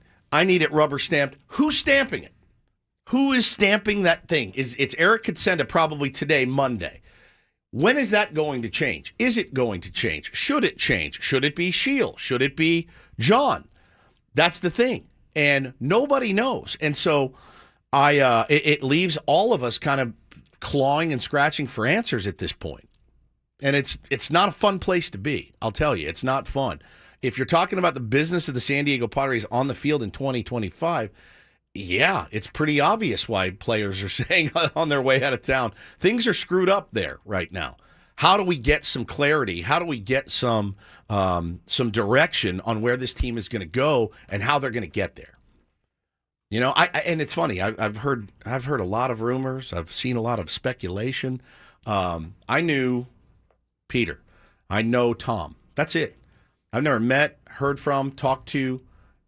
Didn't even know they existed. Anybody else in that organization, as far as the brothers go. Never saw them, never saw them mentioned, never met them, never heard word one from them. Right? I know Tom Seidler, spent the week with him at fantasy camp, and I knew Peter. And I know Shield. And that's it. That's the only people that I've ever heard from or talked to. So my perspective is such that until somebody is named that is going to start calling the shots, I look forward to talking to that person. Whenever that person, whoever it is, that's who I want to talk to. And I want to ask them, hey, where do you see this going? Is it possible, Ben, to name a control person while also being in the midst of litigation? I have no earthly idea. Yeah, these are things that very high level of Major League Baseball that we can't even really speculate on. I have no idea. Rob Manfred's going to have to get involved in some of this at some point. And, I would imagine that it's in the interests of baseball that the Padres business continues somehow. I would say so. There's no indication, by the way, that this wasn't always going to happen this offseason as well. That there's some magic, unkey to unlock, and then all of a sudden AJ can add $50 million in payroll and make 15 trades. No matter who is named. I don't think no matter who's the owner that was ever going to happen. It was always going to be hey, we got to be pretty careful this offseason sort of plan for the San Diego Padres. So I'm not overly surprised with the way things have gone. I'm surprised that there really hasn't been any moves. I thought there'd be a little more activity from that, just knowing AJ's history. Well, and look, play it through. If you're one of the brothers, right? If you're one of the brothers, or you're John, or whatever. I mean, I think I would be. I'd be in there beating my fist against the table, saying, "Guys, we need to do something. We need to do something, if only to sway public perception a little bit. Like, we need to make sure that we are committed to." And I hate thinking that's like thinking like a politician. We need to make a move for public perception. What I want to hear from someone is, everybody was very clear on what Peter's vision was, and that was to win a World Series. And it wasn't lip service when Peter said it. I didn't feel like it was. Did you guys? Nope. So what I think people would want to hear, whether it's from Sheil or Eric or John or Bob or Tom or any of the other brothers, is we are committed to this. We really, really mean it, and here's how committed we are. Yeah, they've said they want to do it, but, obviously, you want to see the roster improving. Now, Can they do that, and still maintain? Well, and so, what Major League Baseball, remember, there's the component of Major League Baseball is also forcing some fiscal responsibility on the Padres. Correct. They're out of compliance with debt service. These were all things that happened before Peter's passing. Yeah, I mean, and people are bringing it up in the chat. Is it any coincidence that the first time we've gone to arbitration with a player under A.J. Preller's tenure is this year? That's not a coincidence, right? Those are the kind of things that make the fan base untrusting. Then again, we heard what Michael King said about that. Yeah. He said, "Yeah, I kind of get it, because there's no comps to my situation of being a reliever to a starter and what that raise is supposed to be." But in that little window where because other guys said the same thing and were millions or hundreds of thousands of dollars apart on other team and they got it worked out, we're going to this ARB hearing. Michael King is going to go to an ARB hearing, and A.J. Preller doesn't want to, but he's now got to go. So, yeah, when the fan base they're not dumb, man. You start seeing things like that, and you go, well, obviously these guys are going to cheap out. Yeah, but keep in mind, they also agreed on ARB with a lot of high-priced ARB players. Yeah, they had more ARB guys than just about any team in baseball, and they got it done. all of them done but one. And perhaps AJ thinks that his offer of 7.3 was pretty darn generous. Fair. And Michael King just thinks, I think we can do way better. And it's like, AJ's going, no, I think we're on the high end already with 7.3. You can't really even read into that necessarily as a sign of anything. Well, but again, is it a coincidence that the first ARB hearing comes in the midst of all of this might be. garbage? It honestly might be a coincidence. I don't know, man. I don't know. If they had gone to 5 ARB hearings, I would say, oh, yeah, absolutely. There's something going on here. But that's your take. The fact that they got Cease done and Arise done, and listen, those are two of their major trade chips in Cease and Arise. Like, if you're gonna trade those guys, you got to get that ARB thing done. But that also, if you can win those and lower the salary, that makes them even more tradable. That would almost be a reason. Might as well go to ARB. We're trading you anyway. There's no reason why we shouldn't fight you. We can't even ruin our relationship because we're about to trade you. Yeah, that would be a reason to go to ARB, because you were thinking of trading those guys, not to sign them. And both guys got a little more than kind of right around what they were expected. It's going to be a tough one to explain. I think trading either one of those guys or both of those guys. Yeah, it is. It's going to be tough. Said it a lot. Well, it depends on what they get back. Trade. And there's just no vision right now. That fans have no vision. I don't know that we know what the vision is. I don't know that you can continue to say it's to bring a World Series. I think even Bob Nutting would say, what we're trying to do is win a World Series. But I don't want to get to the point where my franchise, the franchise that I root for and support, gets to that point where it's just lip service. And like I said, when Peter said it, I believed it. Straight up. You could not convince me otherwise. They have the sign in Peoria hanging over the locker room. One day soon, the gods will smile upon San Diego. We put it in our Christmas card this year. I believe it. I bought it hook, line, and sinker when he said it. I don't know that I necessarily believe it right now today on January 27th. I don't. You got to show us something. You can't. You can say it all you want, Ben. Ben, I want to look like The Rock. Right? I want to look like The Rock. Am I going to put in the work to get there? No, I'm not going to. But I can say it all I want. And it's just not going to happen. So This is a very, very convoluted and muddy conversation, and it's not fun. It's not fun for the fans. It's not what you want in the offseason to try to get fired up for the regular season. All right, last 7 years. Is this the offseason you've loathed the most? Yeah, I was bummed when they traded Juan Soto, but I understood why they had to do it, and I really liked what they got back, so I got over that in a day. This has been 27 days of misery since the year started. Truly. I'm not fired up for the baseball season right now. I'm not. I want to be. Let's take a quick check of traffic. We can continue this discussion. Obviously, it's a hot button right now among Padres fans. Check traffic. More on the other side here on 97.3 The Fan.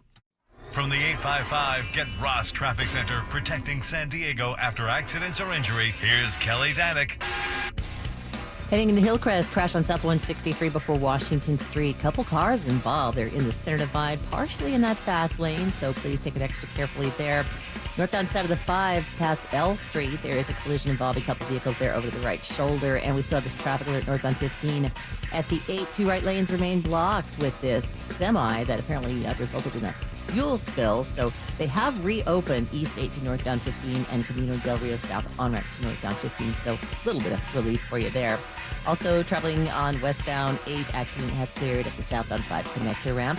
I'm Kelly Danick with Ben and Wood, San Diego's #1 sports station, 97.3 The Fan. I do think too, like, I think I sold myself a couple weeks ago when the Michael King stuff came out. I went, oh, well, this is no big deal. They're just going to work on a long-term extension, right, for Michael King. Right, that's maybe that's what they're going to do. They're going to end up coming out and saying, hey, we've actually agreed to a 4-year deal worth blah, blah, blah, which would be, by the way, incredible. You want to get me fired up for the baseball season again? Even though he's not a new player, that's the thing. It doesn't. That wouldn't change. Right, he's not a new player. It wouldn't change the roster at all. He can't play left field, but I then know going into it, all right, I got this guy for the next 4 years, and he's a stud. He is a stud. So I love him. And not only is he a stud, he's a great dude with a great family, with a great perspective, and he's a hard worker. Like, that gives me a legit 1-2 guy for the next 4 years. I can get excited about that. We were talking about it earlier. Does it change the strategy at all based on what the Dodgers are doing? Man. Does your strategy change? Knowing the Dodgers are just piling players and money and putting together a team that everyone thinks is going to win 110 to 120 games. Yeah. There's no realistic way the Padres can go from 93 wins to 115 wins and compete with the Dodgers. No matter what they did. Don't kid yourself. No matter what they did. There weren't enough free agents on the market, honestly, to get to that. So I'll give you that. What does your strategy become? Is it simply, try to sneak in the playoffs and then hope for, Try like, my strategy, I think, is because I think there's this natural inclination. I see it with my 7-year-old. When they go out and they play a team in any sport and they look across the field, Ben, and they go, oh no, that's a team full of second graders. They're done. They're domed out. They're like, why are we even going to play this game? These guys are all second graders, right? And there's a disparity between a first grader and a second grader. There really is. It's crazy. And you parents out there, you know it. If your kids play sports, you're like, those guys are men. They have mustaches. My little first grader could never. And they get domed out about it. So I see the natural reaction is to say, well, might as well just punt because of what the Dodgers are doing, but baseball's not wired that way. So I think your strategy has to be, you better compete your ass off in the AL West, and you better find a way into the playoffs with the payroll that you have, the season tickets being sold out, the fever pitch that was here for Padres baseball.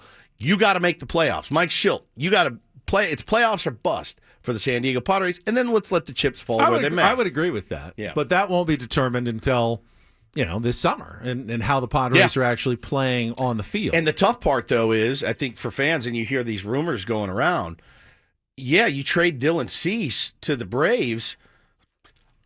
How do you make up 180 innings? How do you do that with what you have currently? So, it's that was weird. Eddie Van Halen just showed up. Rest in peace. And just started shredding in my ear. How do you make that up? I don't know.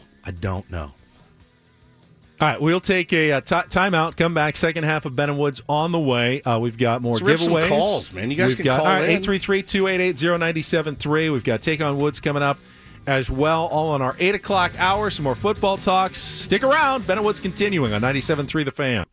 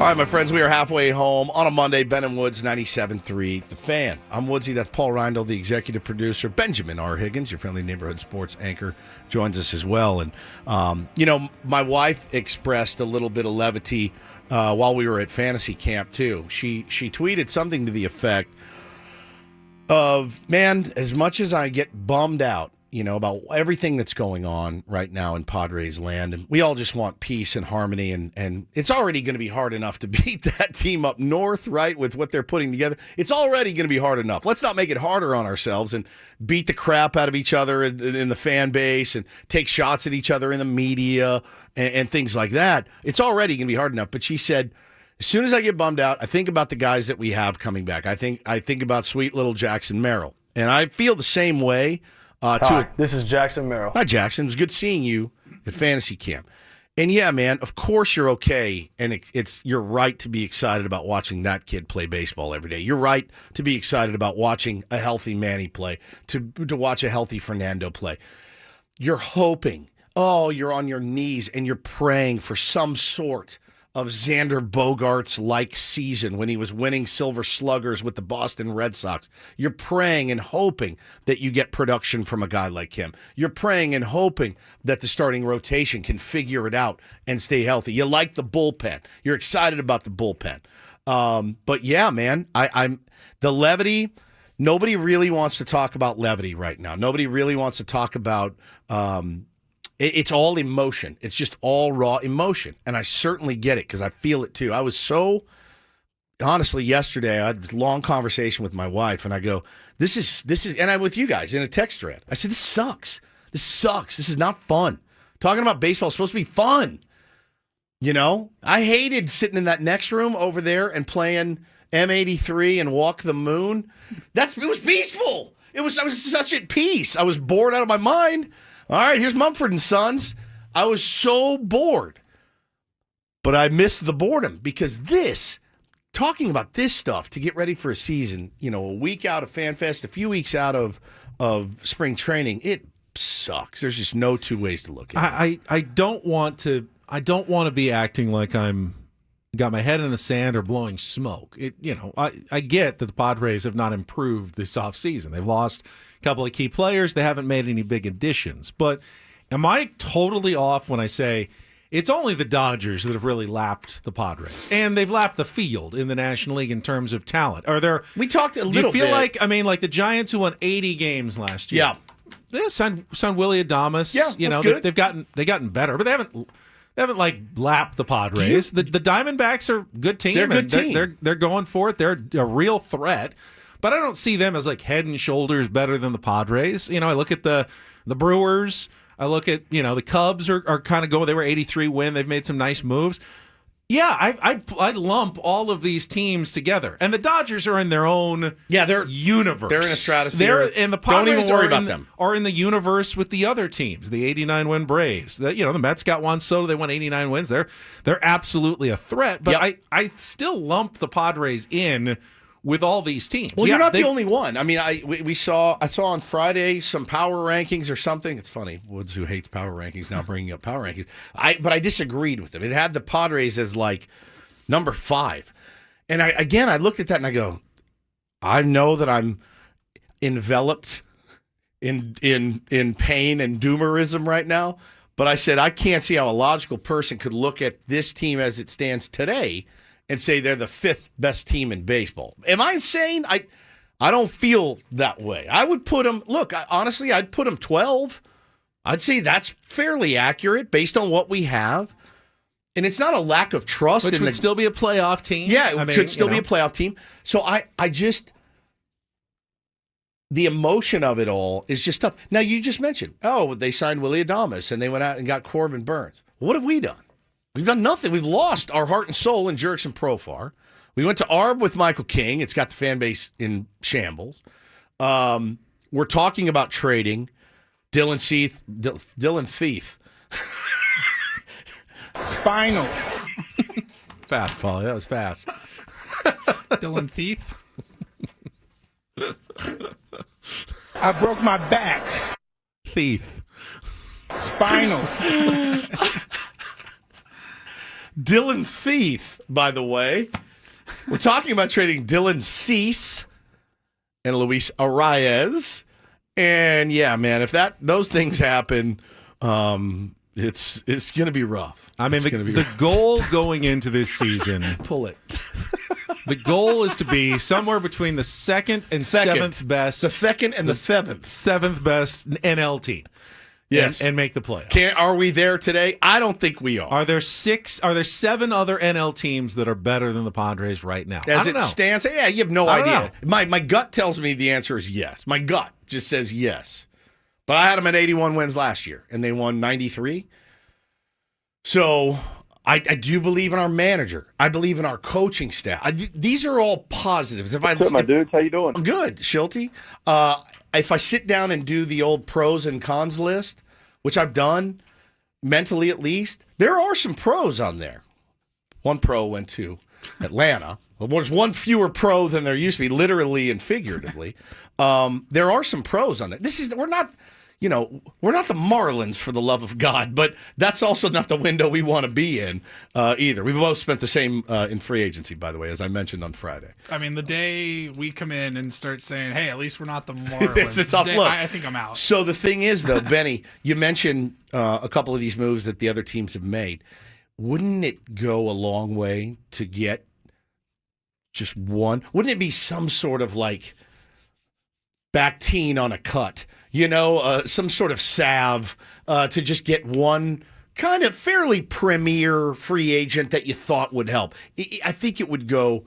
I think you'd start seeing the shift on Twitter and social media instead of, oh, we're dead, we're toast to, okay, we got this guy, we ride. I think you start to see a lot more we rides. Emotionally? Yes. Emotionally, yes. In actual roster improvement, I mean, I don't think there's anything out there that's the problem. There's more than a very marginal improvement. You can't you can't fundamentally change what this team Not is. with what's left out there, Nor in my were you opinion. ever going to. Even if you brought back Profar and Kim and Higgy, you were still not going to fundamentally change much, from what the team was going to be. We're still going to be the, 6th, 9th, and 10th best players on the roster. You still have the main core that you were going to have. You'd still have but the complementary pieces are not there right now. The depth is a huge concern. And I still think you have to work at some point here to replace some of what you lost on the edges. You still need a left fielder. You still need another catcher. You want to replace them in the aggregate. Is what you want to do. That's what you're trying to do here. You're not replacing Jason Giambi in the aggregate. I mean, you're replacing Ha-Sung Kim in the aggregate. Yeah. It's not as big of an ask. And Profar and Kyle Profar Higashioka and Donovan Solano and David Peralta. Yep. And Joe Musgrove. Yep. Who you lost for the year. Somebody did the WAR comparison, and we've lost 10, 12, 10 to 15 WAR. You got to figure out a way to get that number down a little bit. And then, again, hoping for more WAR from guys like Xander and Crony and a healthy Manny. Healthy Arise. And Jackson doing, even close to what he did last year in his rookie year. So that's the thing is, if you look at it as a math problem, we are in the negative, right? We've lost way more WAR than we've gained.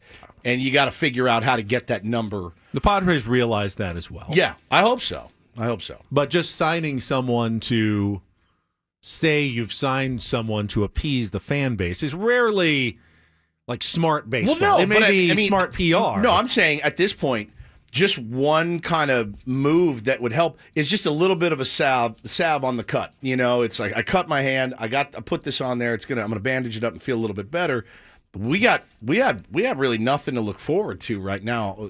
Off season wise, we've done nothing. So, yeah. I mean, we've got about 2 weeks until pitchers and catchers. A little over 2 weeks until pitchers and catchers time, report. But holy cow! With all this stuff going on, do we feel like it's going to get done?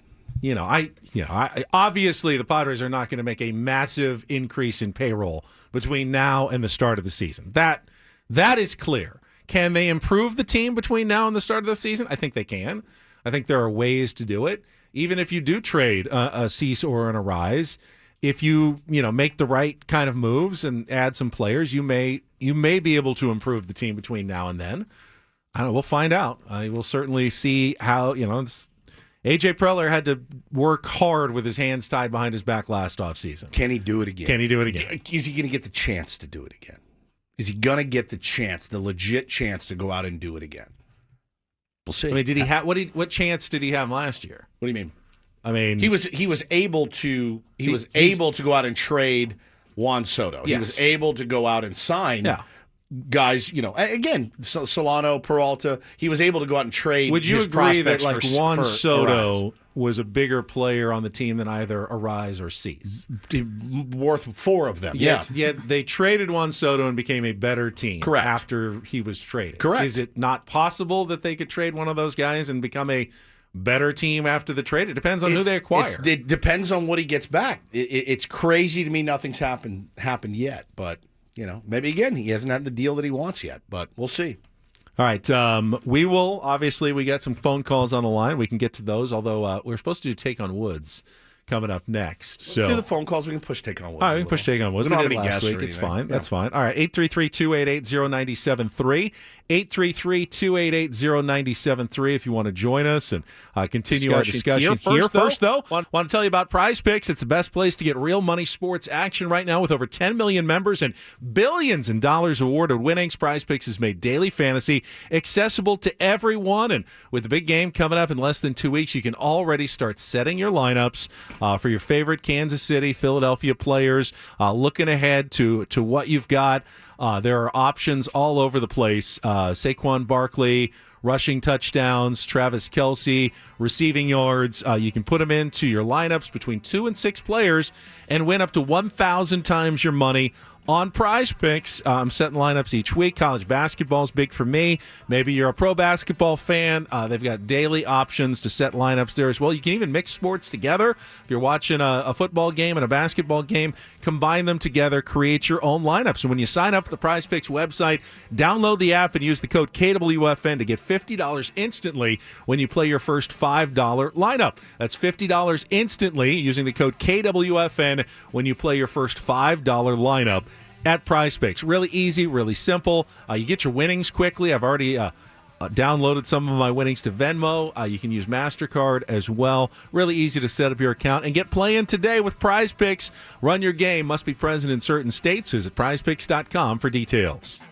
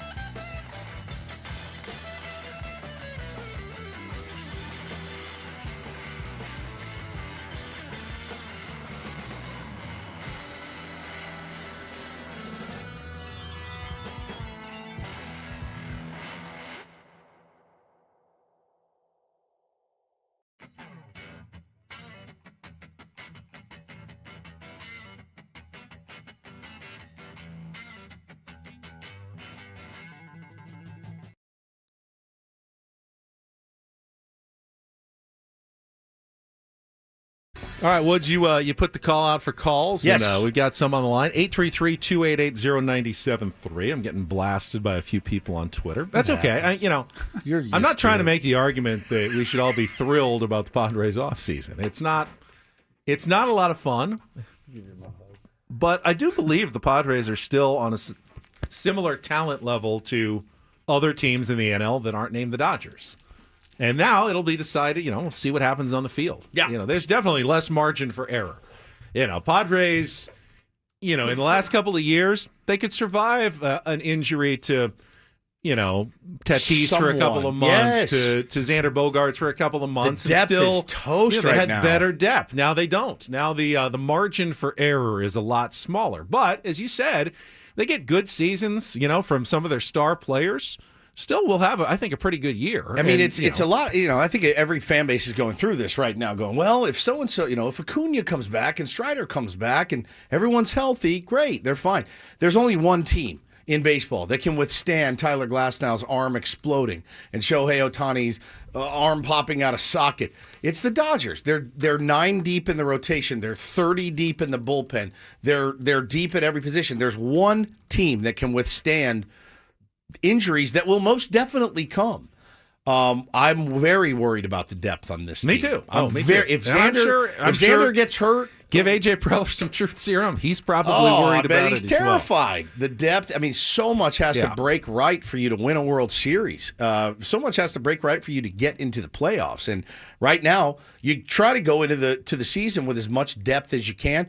They haven't added a ton other than minor league depth. So that's where we're at. All right, 833-288-0973. Look who answered the call. Got to meet Jeff out at Fantasy Camp. Yeah. Was out there last week. Got Tier 1 Jeff in here on 97.3 The Fan. Good morning, Jeff. Hey, guys.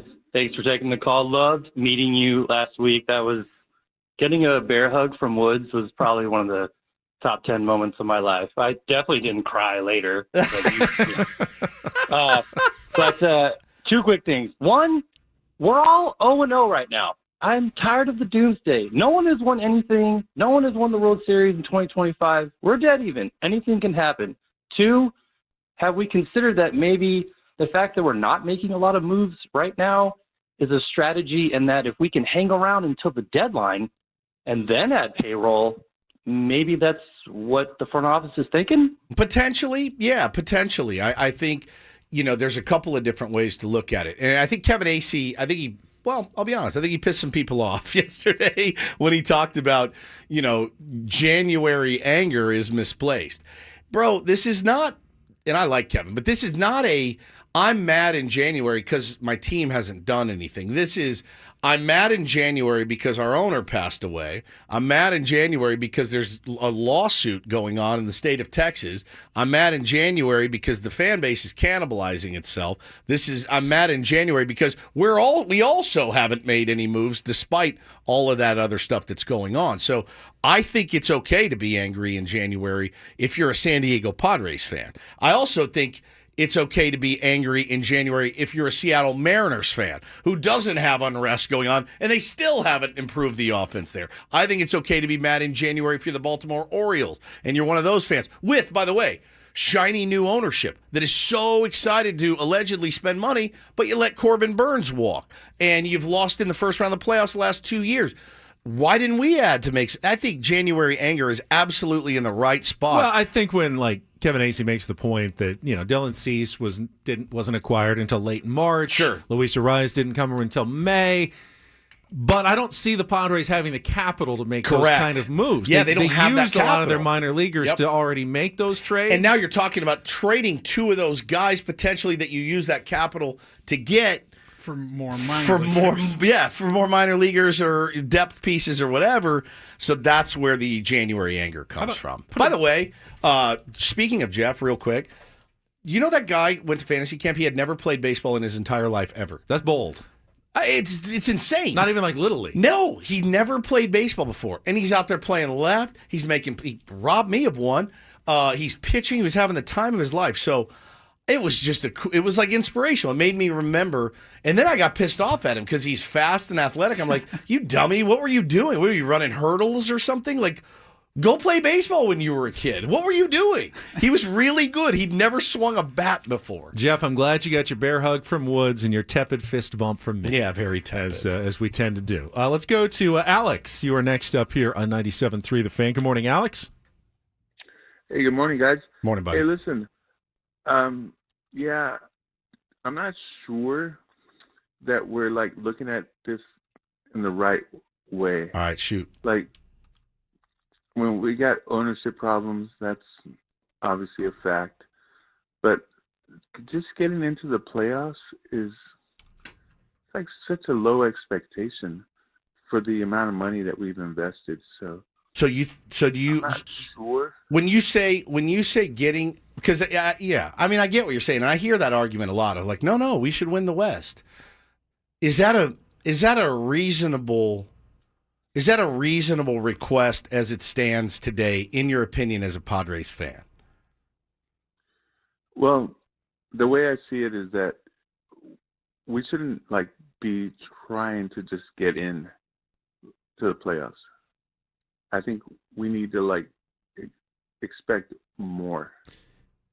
Okay. I think I know where your head's at. Yeah, I know exactly what you're saying. I think I don't disagree the with you. view around Major League Baseball nowadays is that all you can control, like go back to Moneyball, all you can control is putting a team together that gets into the playoffs. And once you get to the playoffs, it's kind of random, some random chance. So Are you guys random. hot? Are they healthy? Do you get good pitching? Do you not get good pitching?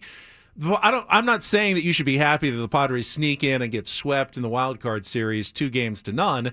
I think what they're saying is if you get in the playoffs, you've got a chance to win the World Series. And wild if you cards, don't, you don't. 83 teams have won the World Series. Just because you win your division and win 108 games doesn't guarantee you anything either. Yeah. You can't win the World Series unless you get into the playoffs. Correct. And I again, setting that as a goal, okay, I mean, you can go either way. I mean, do Pirates fans really think they're going to go out and win the World Series? Do they?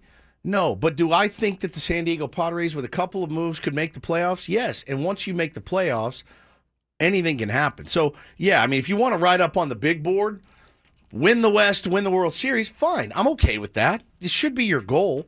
But I think as trying to speak realistically about the team, I think the AL West is won, in my opinion. It's already won. NL West. The NL West. That's the second time I've done that. The NL West is already won. I think Mike Schilt has an interesting, like, what does he do in spring training? No kidding. Like, hey, we're going to go out and win the West. I mean, I think he gets some eye rolls, and like, really, we're going to go out and beat that Dodgers team. It's an odd spot to be in. I mean, you can't really go, all right, we're going to wild card. We're going for the wild card. It's very, here. very tough. I think, in baseball too, let's win today and we'll see what happens tomorrow. I mean, we'll try to win this game today and go for it. But I think if you're setting goals, yeah, of course.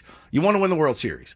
And can you? Yes, but not without making the playoffs first. So I just think it's one of those kind of, you have to say it.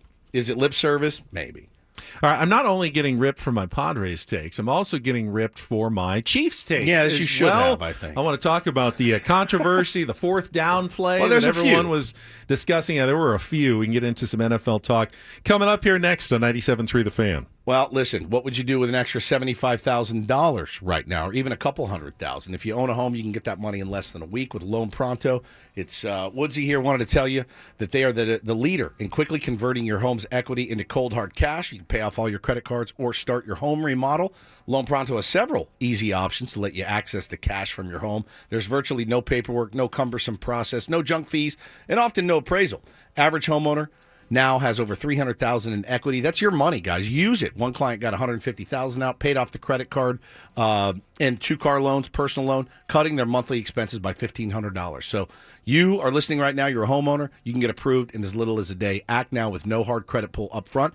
LoanPronto.com, 619-207-4336. Get the money you need for anything. 619-207-4336 or LoanPronto.com. Equal housing lender. NMLS 166-1781. Subject to lender approval. NMLSConsumerAccess.org.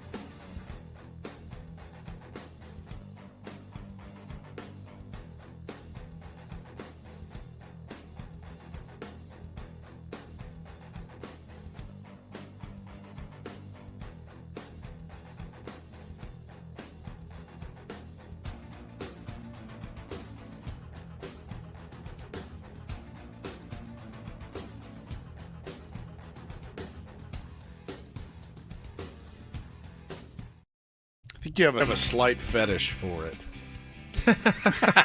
I really do. I'd like to get you on my couch sometime. I know. The fix is in for the Kansas City Chiefs. No, a million times this week. No, I think that you have a sick fetish for getting dragged online. I go the opposite way. I've learned the key to peace and tranquility is never read the comments. And I'm learning that. I'm not great at it, but I'm about 50% better than I was 2 years ago. And if I tweet something, saw some guy going at me this weekend, and I didn't engage. And I thought, and it bugged me. I'm not going to say it didn't bug me, but I didn't engage. And that's a big step forward for me. I think that you like it secretly. I don't like getting dragged. Not a masochist. I beg to differ. But why did you ask me to drip hot candle wax on your back when we were at fantasy camp? I do feel just to help him get to sleep, he said. Yeah. I do feel that sometimes they can feel at home. I do feel sometimes the unpopular take is the correct one. And well, no, you feel like your take is always right. Well, everyone feels like their own take is always right. I don't know about that. Why would you have the take if you thought it was wrong? No one thinks, you know what, I've got a really wrong take that I'm just going to spew out there.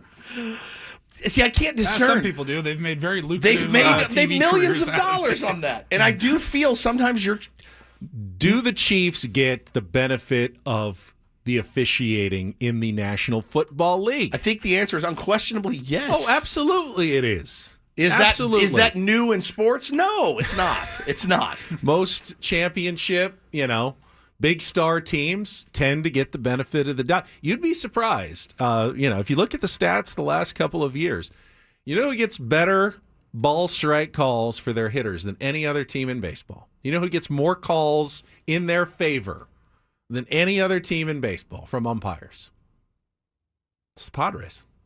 Padres had more bad calls in their favor. I didn't hitters, feel like it. I know it doesn't feel like it, but if you look at the pitch tracking data, that's the thing. When it's your team, when you don't like the team, you always say, "Oh, they get all the calls." They get all the calls. When it's your team, blew my mind. I'm going you don't feel back, that way. I'm going back now. That's accurate. Yeah, that's really accurate. Can you post your sources? I can. I'll look. I read that recently, and it's marginal. It's yeah. It's going to go up and down every year. It's a little bit random, but Padres tend to get more calls at home plate than other teams, especially their batters. Manny, Tatis. Xander. Umpires see a star like Patrick Mahomes, and, probably tend to give them the benefit of the doubt sometimes. That is not a crazy take. So when you're out there saying the Chiefs are getting some good calls, that is true. But are you telling people? You're telling people to kind of grin and bear it. I mean, I don't think the NFL is egregiously cheating because they want the Chiefs to win, though. Why would they want the Chiefs to win? They don't make more money if the Chiefs win. No, they're like clean house on the Super Bowl regardless. Seems like they're just angering people. So why not? Hey, if everyone wanted Buffalo to win, and it seemed like everyone outside of Kansas City was cheering for Buffalo, if I was running a business and I could really, pull the puppet strings and I'm manipulating everything, wouldn't you want to make people happy and go, all right, let's make sure Buffalo wins this game and make everyone really happy and everyone wants to see the Bills win the Super Bowl? Why would you want to make everyone angry and tell, hey, we got to make sure the Chiefs are in there in that Super Bowl again. We can't let the Buffalo Bills get in. Are you kidding me? Everyone wanted to see the Buffalo Bills in the Super Bowl. I don't think there's any nefarious plot to help the Chiefs. I think, like human nature, they get some calls because, well, they're used to getting calls and referees are used to giving them some calls, and that's just how it's worked the last couple of years. It's pretty wild, though. I mean, you guys all saw Adam Schefter's tweet yesterday, right? And he's gotten crushed for this. For all those complaining that Patrick Mahomes gets too many calls, relief soon could be on the way. NFL Replay Assist is expected to expand this offseason into plays that could include the quarterback slide. And he listed, some numbers as far as the calls that they've gotten. Look, there's a couple of ones. The thing about the NFL, and really Major League Baseball umpiring too, is I think consistency is always key. If you're consistent with calls, okay, I think fans can live with that. The one that I didn't really notice in the moment, because I was busy with my kids, but I went back and watched it. The Travis Kelce taunting penalty was insane. You guys saw, you can't do what he did. Guy catches the touchdown, and Kelsey runs right up to him and sticks his face right in his face and dances around, points at him, clearly taunting. Then Oliver, I think, from the Bills came up and put his head on Kelsey's face mask. Kelsey flops, and he gets the flag. And I'm like, the ref is right there. He's right there. It's these little weird calls. It's that first down. Like, everybody thinks Josh Allen got that first down. That changed the game, man. So that's a turnover on downs. That was the call that everyone was losing their mind over. I saw a lot of takes on Twitter, though, that even from some people who said, I was pulling for the Bills, but he had the ball in his right hand. I don't think he got it quite to the 40. Listen, when Sammy Levitt tweets out, that's a first down, guys, what are we doing? Ultimately, it's impossible. It's even impossible for the officials who are there to tell within an inch or two of how far that ball advanced. And we go back, and Andrew Brandt, former Green Bay Packers president, now, NFL media, Sports Illustrated, Business of Sports, says it's still amazing that a league with a $22 billion annual revenue stream measures first downs in 2025 with two refs figuring out where to spot the ball from 25 yards away and a couple of guys with two sticks and a chain. Yeah, it is wild. It is wild. But I don't know, man. Like, these are such huge calls in the moment. And the other thing, too, I thought about it. I mean, I bet on the games. I had the Bills +2. What'd they lose by? They lost by 3. Like, it's really, really tough. And that's on me. I got to be smarter and better about knowing, hey, man, it's the Chiefs at home in the playoffs. Lay the 2 points. They're going to get a couple of calls that swing it in their favor. And I'm not a big conspiracy theory tinfoil hat guy. I don't think it's because of Taylor Swift, as Daniel in the chat says. I just think, like you said, I watched Michael Jordan play. I watched Jordan get calls. I was there in Chicago when they were on their run. Yeah, but I'm a Lakers fan. Lakers got all kinds of calls. Course. Kobe got tons of calls. Of course, but guys were also very, very good, much like the Chiefs. Yes. They're not a bad football team that wins because they get calls. They're a great football team who can you almost feel like it's easy money betting on them. That's why you're picking the Eagles. You're high on the Eagles. What's the early line on it? Gotta be 2. Chiefs by 2. Chiefs -2. I'm hammering that because of what I just saw yesterday. I'm hammering that. I mean, those are game-changing calls yesterday, and non-calls, as in the Travis Kelce situation. I think there are some logistics that people haven't considered. Everyone says microchip the football, and it has a grid, and it shows you exactly how far the football advanced. Well, the football's not like a perfect circle. It's you don't know, even with a microchip in the center.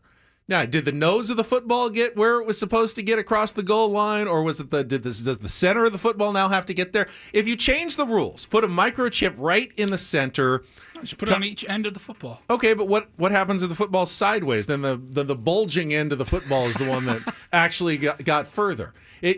Make it the center of the football. There's a microchip, and that's where the ball is spotted where the center of the football gets to. No, but they measure the cone. They don't put the ball oblong. They don't put it sideways right. when they measure. Well, you'd have to change the rules. If you were going to microchip the football, it's how far the microchip gets would have to be the new rule. So wherever it is, you can put it at the 2 ends and just say, hey, whatever end got the furthest. Yeah. That's where it is. That's where it is. Now, there's also always going to be the human element.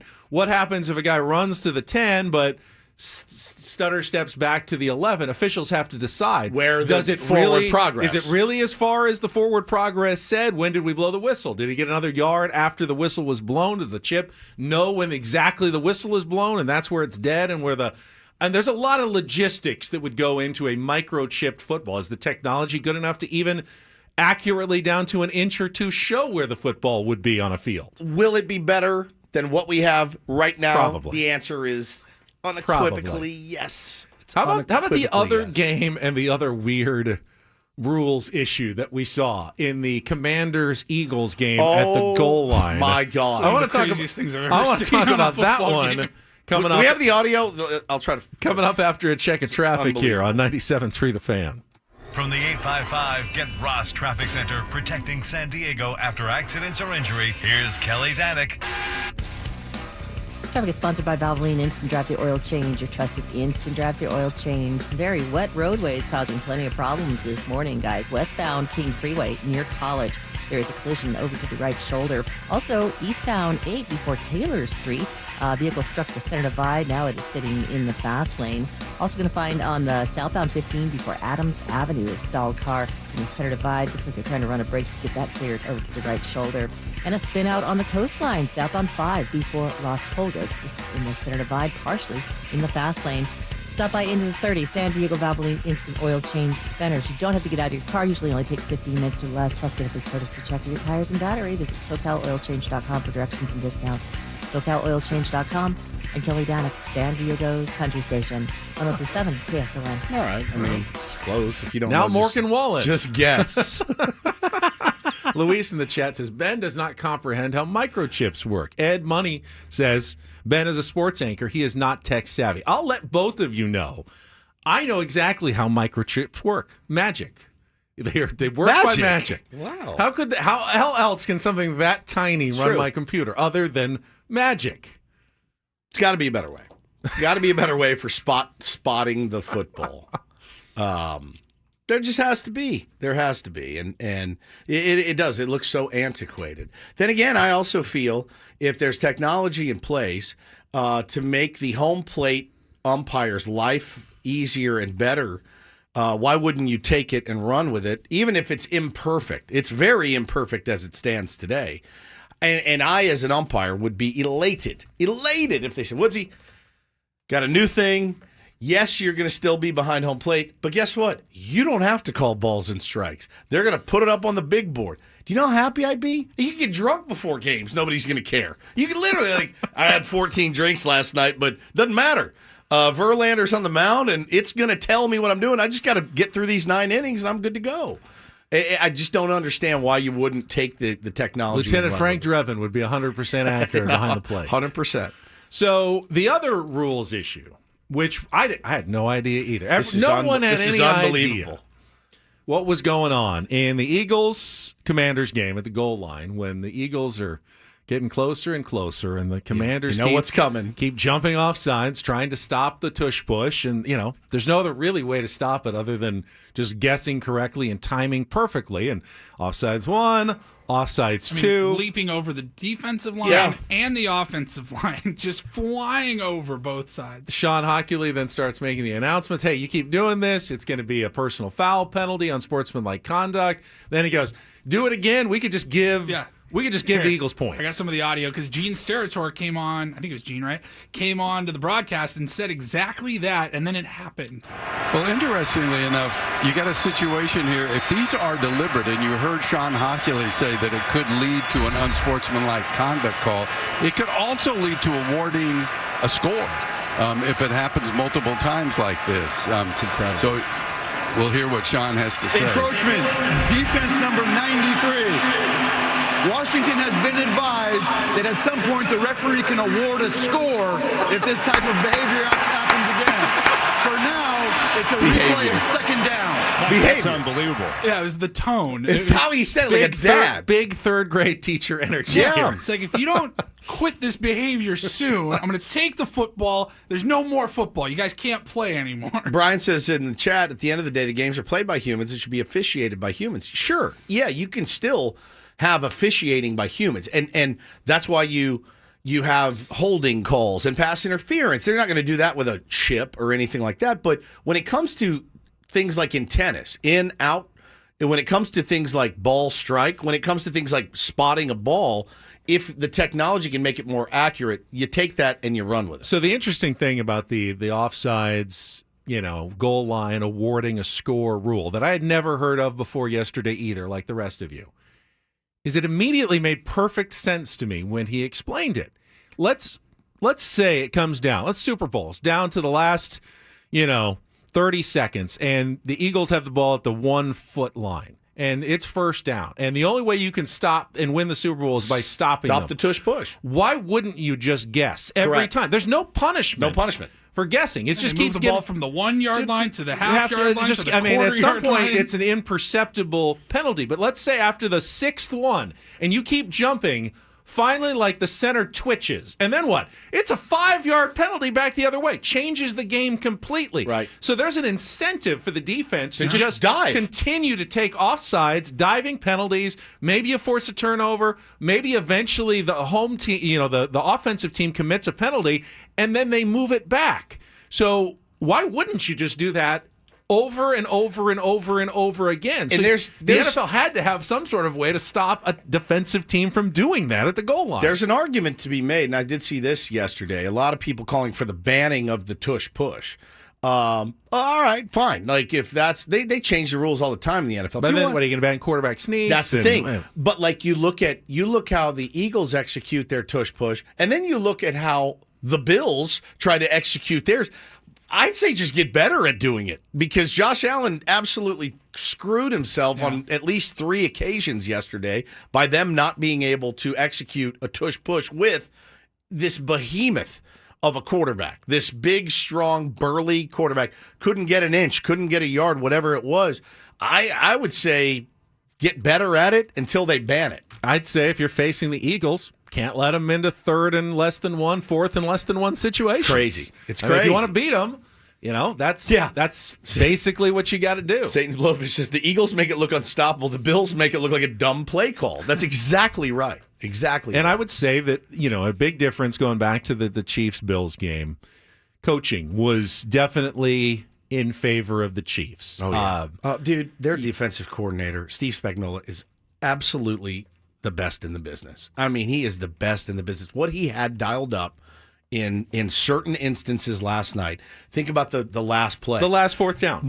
Had saved something for that last play. My God. The pressure was on Allen like this. Because it was something they hadn't really seen the whole game. Yep. And then they dialed it up, and Allen, is running for his life, chucks it up up. a prayer. A duck. And amazingly, Dalton Kincaid was actually there. And Comes back I've seen for this it. debate as well. Did Dalton Kincaid drop that ball? Was that a ball he should have caught? Kind of. I'd say he's lucky to get a hand on it. He was coming back. It was floating through the air. 4 Chiefs around defenders him. in front of him. But did it go right through his arms? It did. Kind of, yeah. It I did. mean, it kind of did. He'd tell you he should have caught it, even though it wasn't one of those design plays like he runs a 5-yard comeback and it hits him right in the hands and he boots it. Like, if you want to compare it to the Mark Andrews drop Different. from the week before, Yeah, different. I thought that was much more like that was a perfectly catches executed that play, 999 right where it out was of 1,000. supposed to be. Yep. Yeah, you catch that one. This was a completely busted play that just happened to end up in a spot where, a lot of guys do make that catch. NFL play, is it an easy catch? No. When you have a He's broken down diving. play like that, and You're Josh coming Allen back is to the falling ball. down and still gets it in anywhere even close to you, and you get your hands on it, you're like, oh. Again, man, I go back to the details that the Chiefs are so good at. Again, go back and watch the first series for each team. Watch how Josh Allen, he broke a big run. Did you watch how Josh Allen carried the football? Josh Allen carried the football way out here, and I'm like, bro, you are begging. Yeah, they didn't turn the ball over. I know, Yeah. but they're the details. Patrick Mahomes, his team, they're locked in, man. They are locked in. I don't see how there's any way the Eagles win this one. I really don't. I've got to get in now while the points are still pretty good. I think it's an easy win. I think they're going to three-peat. I think the Eagles have a solidly more talented overall roster. Crazy. We'll see. I think that's crazy the talk. Chiefs still have the coaching advantage and the Patrick Mahomes, so and they're not out of it. But I could see the Eagles getting up 10 and not letting it come down to the final play. This segment of Ben and Woods brought to you by Robert Half. 9 out of 10 hiring managers are having difficulty hiring. Robert Half is here to help. They're recruiting professionals utilizing award-winning AI to connect businesses with highly skilled talent. At Robert Half, they know talent. Visit roberthalf.com/talent today. Don't forget, our first name in our biggest fan contest is coming up at the top of the hour. So if you've put your name in at the website, 973thefansd.com/biggest fan, be listening when we come back to chance to qualify for the night in the Odyssey Suite at Petco Park. We'll come back with more. We still have to get to take on Woods in his final hour as well, and a Rondo report. So a busy final hour coming up on 97.3 The Fan.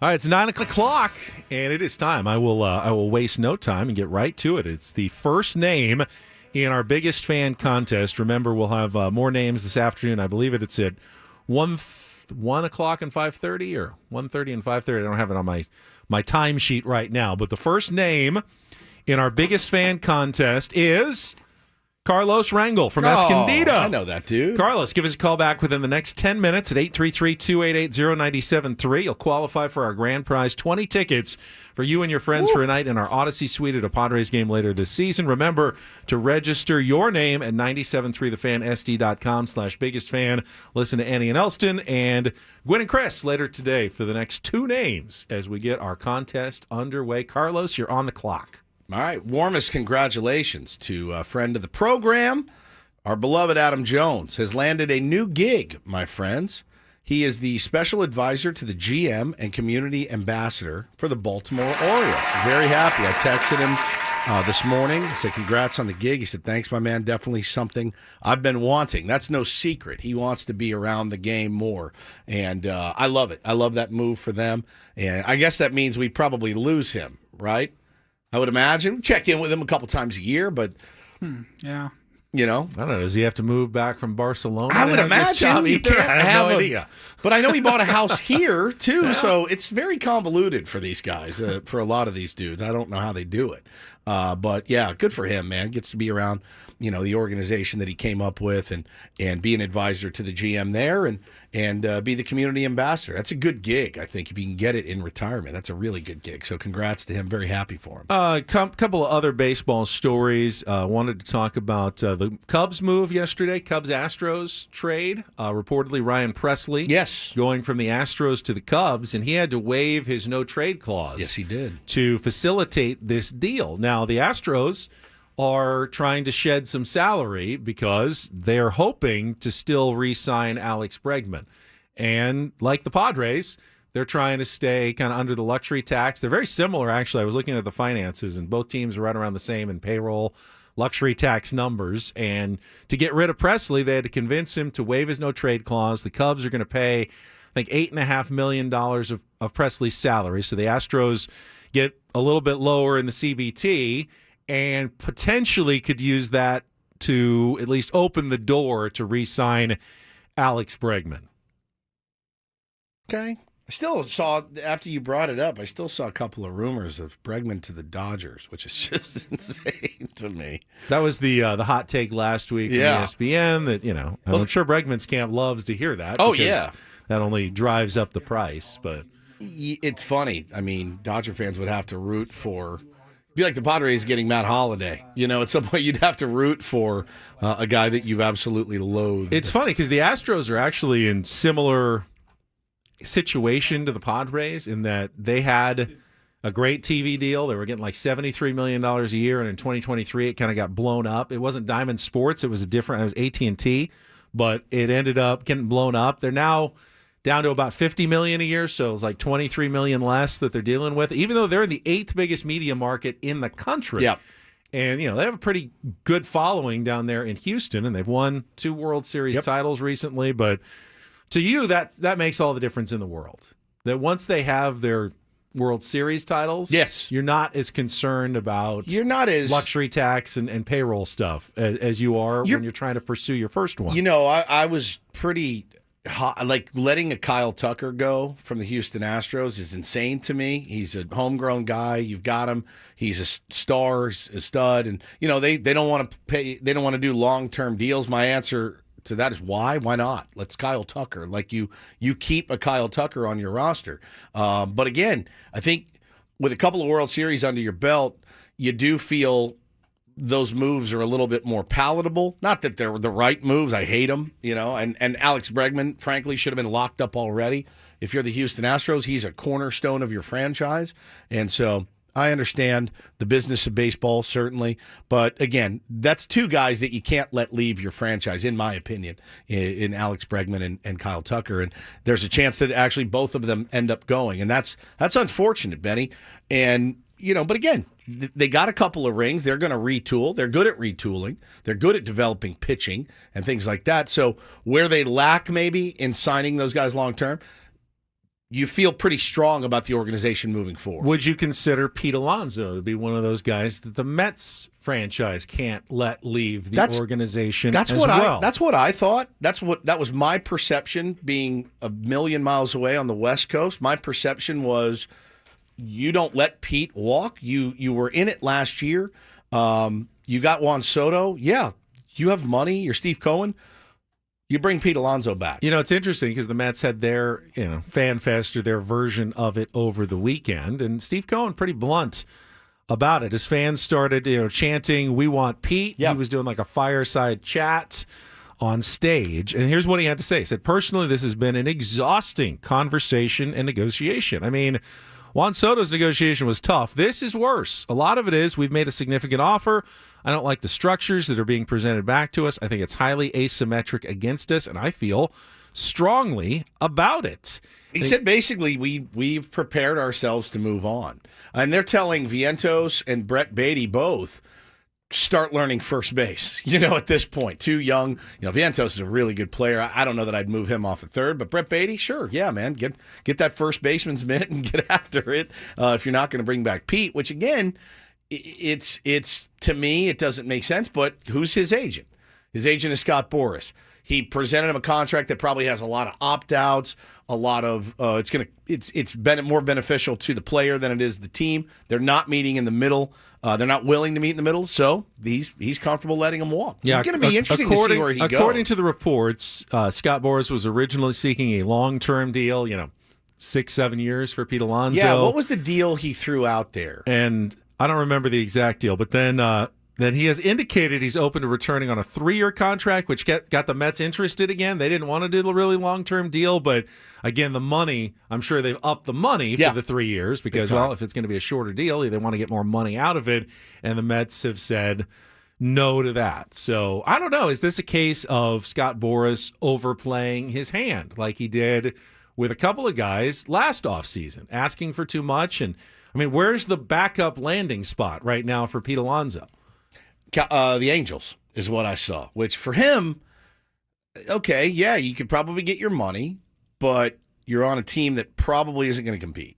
And I think competition and winning is important to Pete Alonso based on everything he said over the years. It's tough, and Brandon makes a good point. He said them prioritizing Soto over someone who was a key cog for their team for 6 years might be a slap in the face. I think that's one way to look at it, man, but if you had a chance to bring in a better player to make our team better, I'd be all for it as long as I got mine too. You heard a lot of that from the Dodgers this offseason. Hey, I don't care. Max Muncy said it was great. He goes, I don't care if they bring in Arenado as long as I get to stay. Like they wanted to make sure he's with their team. But yeah, it is weird to hear, a guy like of Steve Cohen's bank account be like, I don't like it. I'm not just going to pay just to pay. They gave away the Cy Young and MVP and all the awards over the weekend. Saw some guys in tuxedos. Unfortunately, Paul Skeens getting his Rookie of the Year award that I still firmly believe Paul Skeens should have gone to Jackson Merrill. Oh, did you see the update on the card? I think Paulie's going to do that in the round. Oh, you got it in the round report? Yeah. Okay, good. There are updates. I'm seeing a lot of 1-of-1 card. I'm seeing a lot of people crying foul on this too, which I really don't understand. Maybe you guys can explain that to me. Probably not. They said that this nobody ever actually pulled the card, which I don't understand because I do believe it's out for auction. So it's like the fake Wonka golden ticket. Yeah, exactly right. The guy in South America. Saying it turns out it's a fake, and then Charlie Bucket actually finds they're saying the last golden ticket. They're saying that the Tops orchestrated and manufactured this, which would be quite the scandal. Well, I mean, obviously they manufactured it. Well, they did the one card. Yeah, they manufactured the one card, but they manufactured they said all this is the BS. Kid finding it or what? I don't get it. All right. Well, we will have an update from that in a couple of minutes. Let's see. Other sports updates for you quickly. Oh, we haven't really talked about the golf tournament much, but Farmers Insurance Open did finish on Saturday with Harris English being crowned a champion. And saw a lot of people going, wow, this is a no-name leaderboard for the Farmers Insurance Open. They had a few things working against them. Obviously, the schedule for the PGA, the signature events have, led to a couple of guys to skipping the Farmers. You had Xander's injury, so he wasn't there. Then you had a flu bug going around, and, Will Zalatoris and Colin Morikawa pulled out right before the start of the tournament. And then even guys like Ludwig Åberg, who had the great first round, he kind of got the flu, and he fell off the map in the next couple of days. He was telling guys to stay away from him. He fought through it, but he was really, really under the weather while he was playing. But, yeah, I mean, I don't know. I saw a lot of discourse yesterday about golf, as it tends to be these days. But I saw somebody made the point. They said golf PGA has a major problem right now. And the fact is, people would rather log on to YouTube and watch some not good golfers do YouTube content than watch the leaderboard at the Farmers with a bunch of guys that they'd never heard of. I disagree. I may be in the minority these days, but I still want to see the best of the best doing their thing. YouTube content creation's great. More power to those guys that can do it. I don't go watch it. I want to see the best of the best. That's like me saying, man, Paulie and I put together a really cool YouTube feed of our adult league game this weekend. It's better than watching a 2.5, 3 hour baseball game. I don't agree. I want to see the best in the world plying their trade and hitting the green and making the putts and winning. I mean, it was a close board. I hadn't heard a bunch of those guys. I still tuned in for the last 5 holes. I think the PGA Tour has created a lot of this mess, obviously, itself. And as much as I love golf, they've created the big boy tournaments, and then of course every other tournament is going to be viewed as kind of minor league. When you make signature events and you say, all right, these are worth $20 million, these you have to have all the top players at. What does that leave all the other tournaments as? Chopped liver, kind of. Exactly right. It's like watching the Rose Bowl versus the Duke's Mayo Bowl. Right. It is a little bit. And that's unfortunate because there are great golfers. It's a great tournament. It's a great event. Torrey Pines was spectacular. Incredible. I mean, even with the wins and just the course conditions were great. The golf was great. It's tough. I like the fact that par is a good score. Harris English made 12 straight pars to win the tournament. It's like the U.S. That's Open. Outstanding, man. It's like the U.S. Open. And it's a U.S. Open type course. But obviously, with all those guys skipping, you're not going to have the same cachet as with a Scotty Scheffler. Yeah, the only thing that they're lacking some star power right now. That's what they're lacking. But it was great to see Harris English win, 5th time on the tour. It never gets old to me watching a guy win a golf tournament. It really doesn't, even if I've never heard of him before. I think it's great. He's a good golfer. He's a good golfer. He lost in a playoff here like a decade ago. Wanted this win. Loves Torrey. Says just one of my favorite courses. He's stuck with the tournament, even though, by the way, it was a record purse at Torrey Pines. Yeah. No one brings that up. It was like 9-point-something million. Yep. Just because it's not the same as the other tournaments doesn't mean like they're playing for nothing. He won like $1.7 million. That's a huge payday. Good 4 days, man. So, he wins it. Congratulations to him. Again, we will have the Genesis Invitational now coming to Torrey here in a couple of weeks, moved due to the Palisades fire, so I'm sure we'll have more details on that coming up. First, though, Woods and I want to tell you about Trust and Will. It's the easy online way to secure your family's future. If something should happen to you and you don't have your wishes spelled out, either in a will or in a trust, which can keep you out of some costly probate procedures that your family won't have to go through, might not have to take huge hits on the taxes, you don't need a high-priced attorney to set this all up for you. You can actually do it online in a matter of about 20 minutes. You can, and think about that trust situation. Could take 9 to 18 months to settle. If there's a $500,000 estate, you're going to pay about $25,000 just in the fees alone. And when you're stuck in probate, you can't access savings, property, or other assets. Guys, this is a no-brainer. Took about 20 minutes to get this thing knocked out over the Christmas and holiday break. Just go to trustandwill.com. When you are done and you're paying, just use the code San Diego. It's one word, trustandwill.com. Use the code San Diego at checkout. Secure your assets. Protect your loved ones with Trust and Will. You'll get 10% off plus free shipping of your estate plan documents. All right, got a giveaway right now. We've got some tickets to see Tom Arnold. He is coming to the Yellow Door this Saturday. It's National Lampoon, the Yellow Door. Grab your tickets at nlyellowdoor.com/San Diego to see Tom Arnold, or be the third caller at 833-288-0973 right now. We'll give you a pair of tickets to see the comedian Tom Arnold at the Yellow Door this Saturday. We'll come back with Take on Woods and the Riley Report in our final two segments next here on 97.3 The Fan.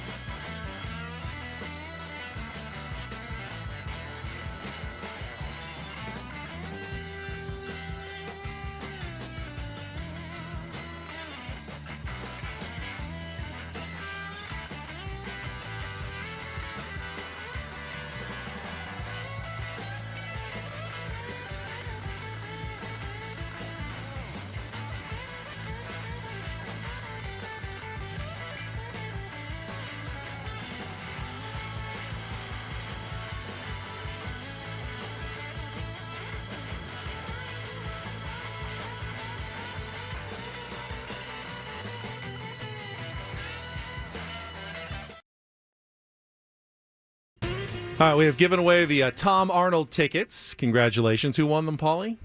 Eric. Eric won those tickets. We also had Carlos call back, so our first biggest fan is qualified for the drawing. Now we need a contestant for Take on Woods. So if you want to dial us up right now, try to qualify for our grand prize getaway to Las Vegas. Concert tickets to see the Scorpions, $100 gas card. Call now for our musical trivia contest, 833-288-0973. At some point, we'll get it back to its usual segment at 8:20, but we're going to go a little late today, 833-288-0973. Woods and I rarely agree on pop culture, but both of us agree on the best Tom Arnold movie. True Lies. True Lies. Yeah. Arnold Schwarzenegger, Jamie Lee Curtis. Yeah, great movie. That was a good one. He was good in Austin Powers, Say Austin too. Powers. Yeah, you tell that turd who's boss. It's pretty funny. I didn't know he was still doing like stand-up. Buddy, what did you eat? Who does number 2 work for? He works for you, pal. He's pretty funny. Grab onto something and fight Lay like into it. hell. Fight like hell. I had no idea he was still doing stand-up. Crazy. All right, give us a call if you want to play Take on Woods, 833-288-0973.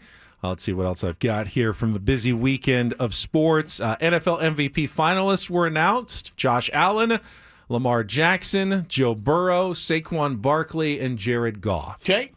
I mean, if you were including playoffs, I feel like Saquon Barkley is making a they're really not. good case, but they're not, which means I think it comes Lamar down to Josh or Josh. Allen or Lamar Jackson. Yep. But congratulations to all the finalists in the NFL MVP. Those are announced next week, right before the Super Bowl. We got the Pro Bowl games this weekend. Okay, look forward to that. Flag football and the sort. Okay. And then obviously everyone shows up in New Orleans next week. You forget Super Bowl 59. You forget what a weird dead period next weekend is. There's no football games. That's true. Yeah. It's fun. Got to get creative. Waiting for something to happen. Yeah, at least we have the Padres. Well, I know. Who knows what we're going to have. All right, we got Robert on the line. Let's get to it. It is time to play Take on Woods.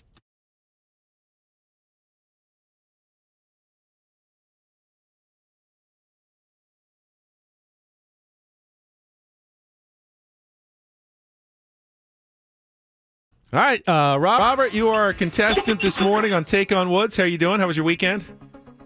Good morning, fellas. Great weekend. I like to hear that. All right, let's get you qualified for our grand prize drawing. It is a 2-night stay in Las Vegas at Planet Hollywood and tickets to see the Scorpions. Their 60 years of the Scorpions Las Vegas residency show live August 14th through the 23rd at PH Live at Planet Hollywood Resort and Casino. Tickets are on sale now at Ticketmaster.com. We'll throw in a $100 gas card to help you get there as well. Here are your category choices. We got rock and roll hits. Those are 2-second songs, all with the word rock and roll, or the phrase rock and roll in the title. We've got All In. We've got 5 song titles that begin with the word all. And then we've got another rock and roll category. It's called It Starts With Rock and Roll. Those are 5 song titles that begin with the phrase rock and roll. So it's kind of a limited choice, but you got rock and roll hits, All In, or It All Starts With Rock and Roll. What would you like to play, Robert?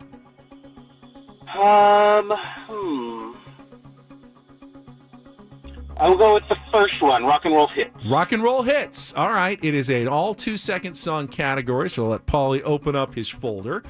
Because it's all 2-second songs, you know the deal. You have to identify the song title and the artist to score each of the 5 points. We'll go you first, then Woodsy will come back, and he'll get his chance. And if you tie him or beat him, we'll put you into the drawing for the trip to Las Vegas.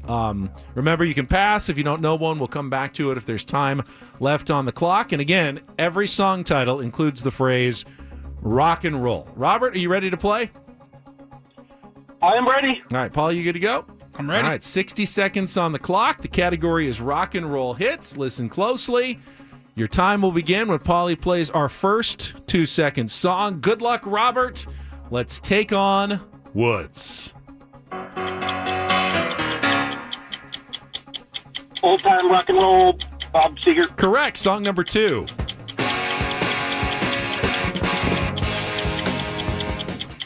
I want to rock and roll all night. Or rock and roll all night, probably. Yep. Pass on the artist temporarily. Okay. Song number 3.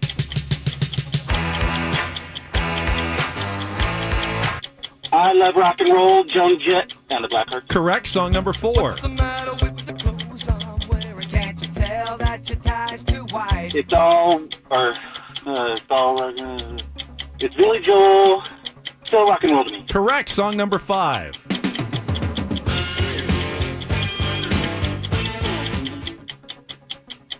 Ooh, I've never heard that song, but the artist on the one I missed Number is 2? Kiss. Yep. Rock and Roll All Night. That's 4. Let's try this last one more time. You have heard it. Oh, you got 4. I wonder if that's going to be enough. That was a well-played game. The one you missed. You got Old Time Rock and Roll, Bob Seger. Rock and Roll All Night by Kiss. I Love Rock and Roll, Joan Jett and the Blackhearts. It's still rock and roll to me, Billy Joel. That was Rock and Roll Hoochie Coo by Rick Derringer. Let's bring Woods back in. Robert, hang on the line. All right, Robert just played a pretty good game, Woods. Well, you sound excited, so we'll see. All you get to know is that it's all 2-second songs today. So put your headphones on tight, turn up the volume, and we begin with our first song. Your time begins when Paul plays the music. Good luck, Woods. Let's take on Robert. Old Time Rock and Roll, Bob Seger. Correct. Song number 2. Rock and Roll All Night, Kiss. Correct. Song number 3. I Love Rock and Roll, Joan Jett and the Blackhearts. Correct. Song number 4.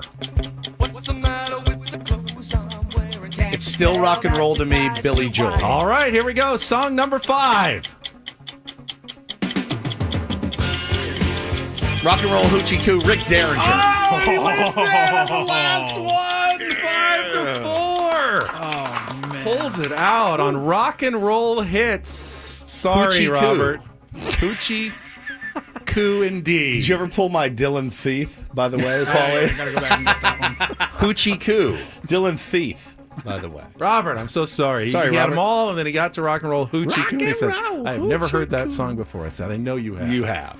You have, Yeah. but the last one usually is the toughest one. Man. Woods pulls it out with a great Yeah, win I to walked start in, the you were week. like, oh, great game. I was like, oh, boy. I have to bring the Yep. heat. Oh, that was fun. It's a good one. That's a good way to start the week. Titillating. All right, Robert, you can always take another chance later in the month. We're getting pretty late in January here. Just a few more days to qualify for this month's grand prize drawing. Paulie has got, let's see, an update on the Paul Skeens card and... I've got a gnarly. I don't know how we missed this for Don't Do This, but some college basketball trolling that went a little too far. All right, that's all coming up in our final segment of Ben and Woods. Yes, sir. And California sports fans, speaking to you, good news. Underdog now available to play right here in our state. Underdog, the best place to cash in on all your takes during the playoffs. Which players are going to go off? Which ones are ice cold? I was ice cold. The players were fine. I was ice cold in my picks yesterday. Going to regroup, get back to neutral, and look at the big game between the Eagles and the Chiefs. And yeah, we'll definitely be playing some Underdog. So it's a good time to sign up, get into the app, poke around with it, have some fun. They got a lot of cool little things that make it interesting. The only pick and platform puts the power to cash out in your hands. You can either keep riding with your entry, tap the win now button to cash out whenever you want. I did not have the opportunity to cash out yesterday. I think that's the last time I post my picks, because every time I do that, it's not good. And but you... Or I could post them and you could just fade me. That'd be a good one. But all you got to do is you pick higher or lower on player stats. It's really easy. It's really fun. And really fun way to win. So, Underdog, best place to play Pick'em. Download the app. Sign up with the promo code WOODS. Deposit now. Get up to $1,000 in bonus cash instantly. Use the promo code WOODS when you signed up. You got to be 18 or over, present in a state where Underdog Fantasy operates. Terms do apply. If you're concerned with your play, call 1-800-GAMBLER or visit ncpgambling.org.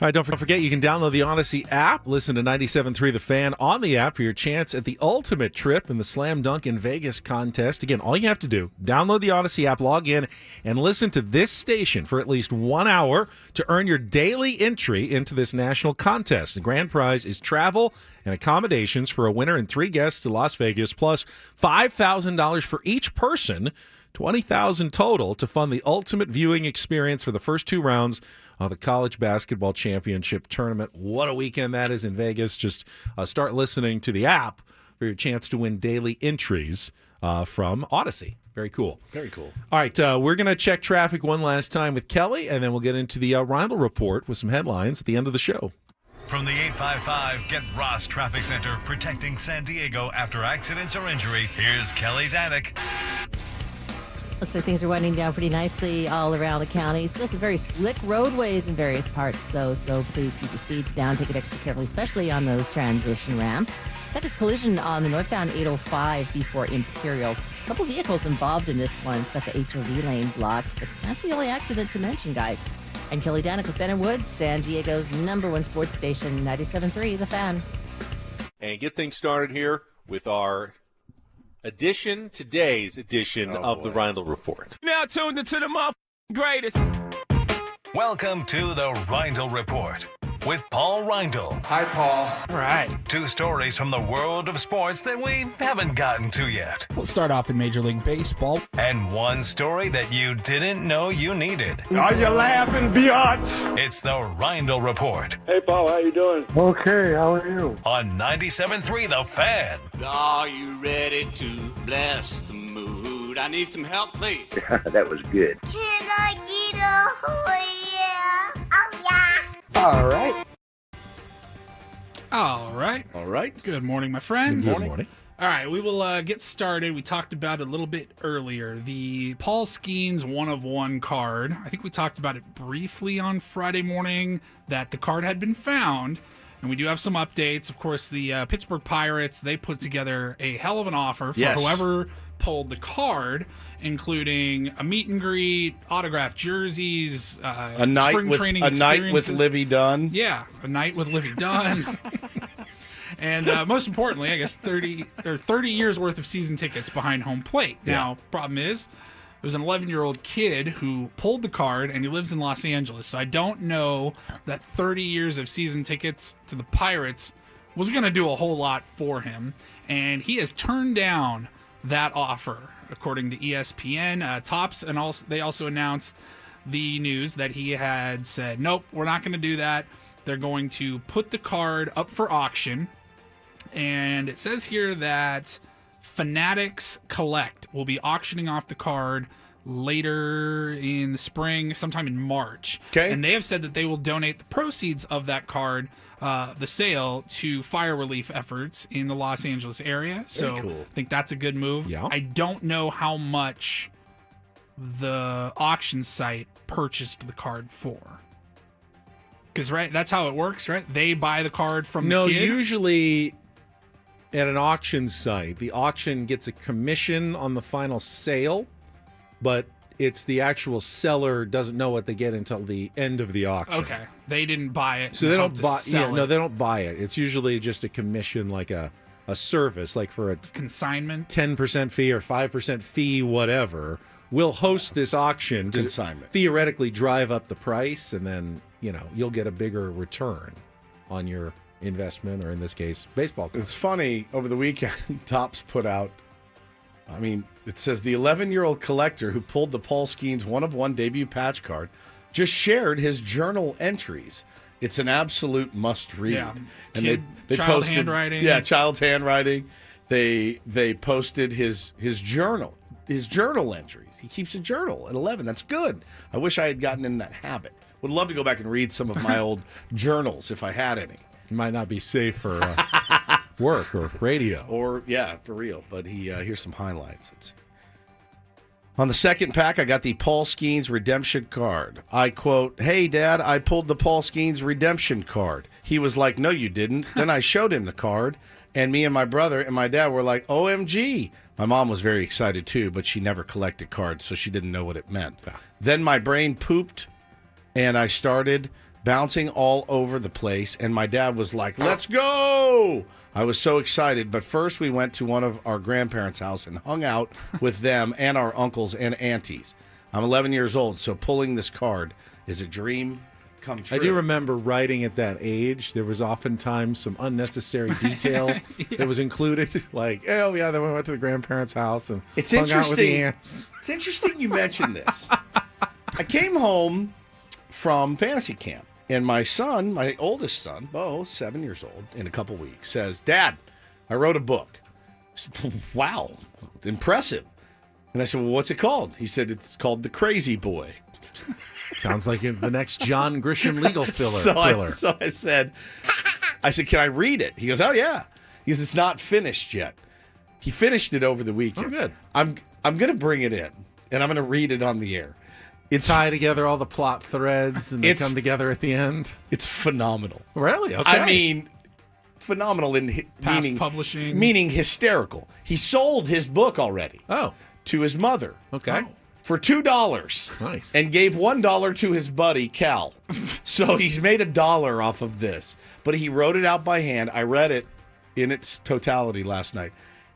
I can't wait to share it with you guys. You're going to love it. The Crazy Boy. And I said, "Is this you?" He goes, nah, maybe. I guess loosely based on him. Yes. Autobiographical story Correct. of the Crazy Boy. The Crazy Boy, which is amazing. So, yeah, I'll read it for you guys Does the tomorrow. Crazy Boy have a crazy dad? Potentially.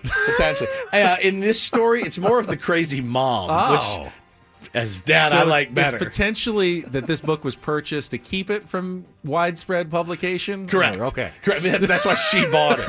She bought it. She didn't want her reputation. Again, loosely based. It's kind of like Annie and Craig's Match Game.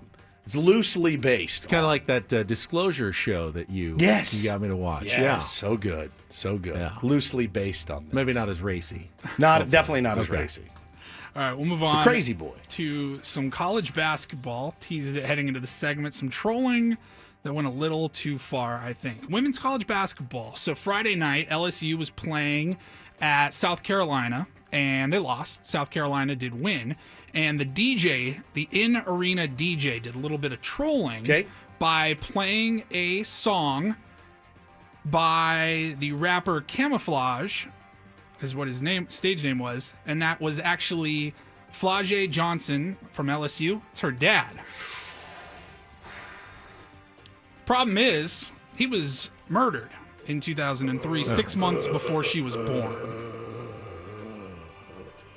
And It's a little bit over the line. She tweeted a screenshot of the DJ's Instagram story where the DJ shared a laughing, crying emoji and having that song playing. It was playing in the final moments of the game on Friday night. What's the song called? F word. Okay. Friends. All right. Yes. And so yesterday, the South Carolina women's basketball program announced that the DJ had been suspended for one game for what they did on Friday nights. And she herself posted, "I'll take my L on the chin, but this just nasty behavior. Nothing funny about that." And I would agree. Yeah, that goes a little bit too. Oh, that's this isn't sweet. like So- nah, hey, goodbye. Right, anything right, like yeah. that. This So is- he was known as Camouflage, and then his daughter, who was born, they named her Flau'jae. Flau'jae. Like the end of camouflage. Flau'jae. I get that. I'm reading some of the lyrics to the song. I don't rap, Ben does, but I can read True. it a little bit. That's cool. I see his name tattooed on your T. Here go my beeper number, just hit me. We can roll out, get drove out, and get a mow out. 204 real low, nobody gotta know. Park your Honda in Walmart parking lot in front of the store. Jump in with me, hit the highway. To the room we go. Oh no, I need to get a box of rubbers. So I can, oh, nope. Yeah, probably just stop there. Hit the weed, smash off. I'm going to try to do it like Ben. Hit the weed, smash off in the wind. Hey, little mama, let's play. Ganja, a.k.a. cannabis. Son of a bitch. So after Flaugier posted that and said, look, I'll take my L on the court. But Yeah. This was too far. The DJ did apologize. He said it was never my intent to disrespect anyone or offend anyone when my job is to have fun and make sure other people have a good time. You know what's fun is think he bringing took up that my a dead little father. My far. murdered father is the funniest thing for me. My father was murdered, so that is hysterical. I got to give you that one. Maybe I just saw it the wrong way. Making fun of my father who was murdered. That's cool. Not good. Not good. Not good. All right. All right, finally a little food story for you guys. This I think is disgusting, but we can discuss it Is here. this what I think it is? I don't know. Is this the one I sent you? Yes. Oh. Progresso soup. Oh, this is so bad, dude. So if you go down the soup aisle at your local grocery store, there's two major brands. You'll see Chunky Soup, the cans, and Campbell's, Progresso, yeah. Campbell's, right? Chunky is a Campbell's product. I think it is, yeah. Well, Progresso has just launched a new product, and it's called Soup Drops, which is a hard candy that you suck on and get the flavor of soup. It's the worst thing I've ever heard. They look like hard like caramel candies, but it's clam soup, chowder. like chicken in it. noodle soup. This is very Violet Beauregard, It since is. we were already talking about Charlie and the Chocolate Factory. God. It tastes like tomato soup. It's just running down my Schnozberries. Tastes throat. like It's schnozberries. delicious. I can't even. Here comes the main course. I can't even roast beef. I can't even fathom this. I can't even fathom it. Absolutely disgusting. Is this real? Yeah, they said last week the company launched its first ever soup you can suck on, a savory lozenge that captures the taste of traditional chicken noodle soup from Progresso. Who in their right mind is like, oh, I need soup on the go. I just don't have time. Let me suck on a lozenge or a lasagna. Well, I mean, if you're sick, lozenges are good for you. Soup is good for you. Each This drop- is It just is. combining them both into one. All right. Each drop has flavors of broth, chicken, vegetables, soft egg noodles, and a hint of parsley. God. Just a hint. So, M.M. McKee So said, is it sweet or not sweet? it's not sweet. It's There's no just soup. Okay, just You ever making eat a sure. sweet soup? I mean, like maybe a corn chowder has some sweetness in it, but So, somebody said, M.M. McKee in the chat said, all right, buy these and replace the bean wheel. Because I threw the bean wheel away. It was old and stale. Yeah. Imagine having to lose a bet and eat a soup drop. Soup drops. All right, if you can find some, Paulie, I'll try some on the air. They 'Cause I sold mean, out right away. Of course they did. People are insane. And I guess They all turn into blueberries in the end. So it gross. says here you go to progressosoupdrops.com and they're going to restock every Thursday through the remainder of National Soup Month. I don't know if When that's is this that? month or This next month month. or next? I love soup. I am a soup fan. I am, but I do not want a hard Why candy. are you a soup fan? Soup is just, I love it's soup. never satisfying enough as a meal. Yeah, sure it is. You're not I mean, having the right soup. then. As an appetizer, great, but you can't just eat Well, there's different soup kinds. as a meal. There's different kinds. You can have. I like appetizer soup. Is delicious. I Yeah. love a lobster bisque. Yeah, that's delicious. Delicious. Yeah. A little cup of clam chowder before a meal's great. But I can also eat a big old thing of chicken corn chowder, and I'm with some crackers. I'm full. That's Like, it. That's You're it. good. Yeah, 100%. A hearty soup. Chowders are better than a broth. Right. Like chicken noodle soup is not really a meal, but I'll eat it as lunch. I like tomato soup, but I need like a grilled cheese sandwich To dip inside it. inside it. That's the real meal. The soup is just the side flavor. That's just there's nothing in it. That's just liquid. I mean, with chicken noodle soup, you get noodles and chicken and vegetables. And I made chili last night. Is chili a soup? Chili's not a soup. It's a chili. It's chili. Yeah. Somebody just asked that. Yeah, it's chili soup. I don't know. I ate 3 bowls of it yesterday. What kind of meat do you put in your chili? Ground beef or do you ground go- beef. Ground beef? Yeah. Yeah. Yeah. Beans or no beans on your chili? Beans. I'm from chili. Texas, and I still put beans in. Really? Yeah. Says that's not a Texas usually like just No the beans. loose meat chili. You know what else I put in mine? Go ahead and mock me. Guess. Ooh. What Mock- else? mock so me. beans, Beans, meat, ground beef. Ground beef. Obviously the chili spices. Correct. I did get some tomatoes. Yeah, I got some chili powder up my nose yesterday, and I sneezed 75 times. I thought I was going to die. What else does Woods Not put celery, in his nope. chili? Somebody Let's said go celery. with cauliflower. No, that's Well, that's what I was guessing. Something that doesn't belong in chili. corn. Corn. Yeah, white corn. I put white corn. My wife really likes it. I've grown to like it. And so in the chili. Yeah, it's delicious, and I make Frito pie with it. So little Fritos, chili on top, more Fritos, a little cheese, tiny dollop of sour cream. I'm going to eat it for lunch. At what point does that just become a dip? Well, yeah, you could use it as a dip. Yeah, you could use it as a dip. It's really good. It's really, really good. So I made that for dinner. Even Bo Bo loved it. Taylor helped me make it. It was great. So I got a trough of it left. I'll go home and eat it for lunch. But it was bomb. And I was very, very full after that. So it definitely wasn't a soup. What do you use in your meat? Or for your meat? Turkey? I use turkey too. Sometimes. We actually have done turkey chili quite a bit. I think it works pretty well in chili, actually. It's bomb. Yeah, 100%. My wife makes like a tortellini soup. Ooh. Noodles feel like kind of the bulk of it, the big, thick tortellini noodles are good. I love soup, man. And when would you eat that? Like, are you want to get lunch, but you don't have time to get lunch, so you have a Progresso soup drop?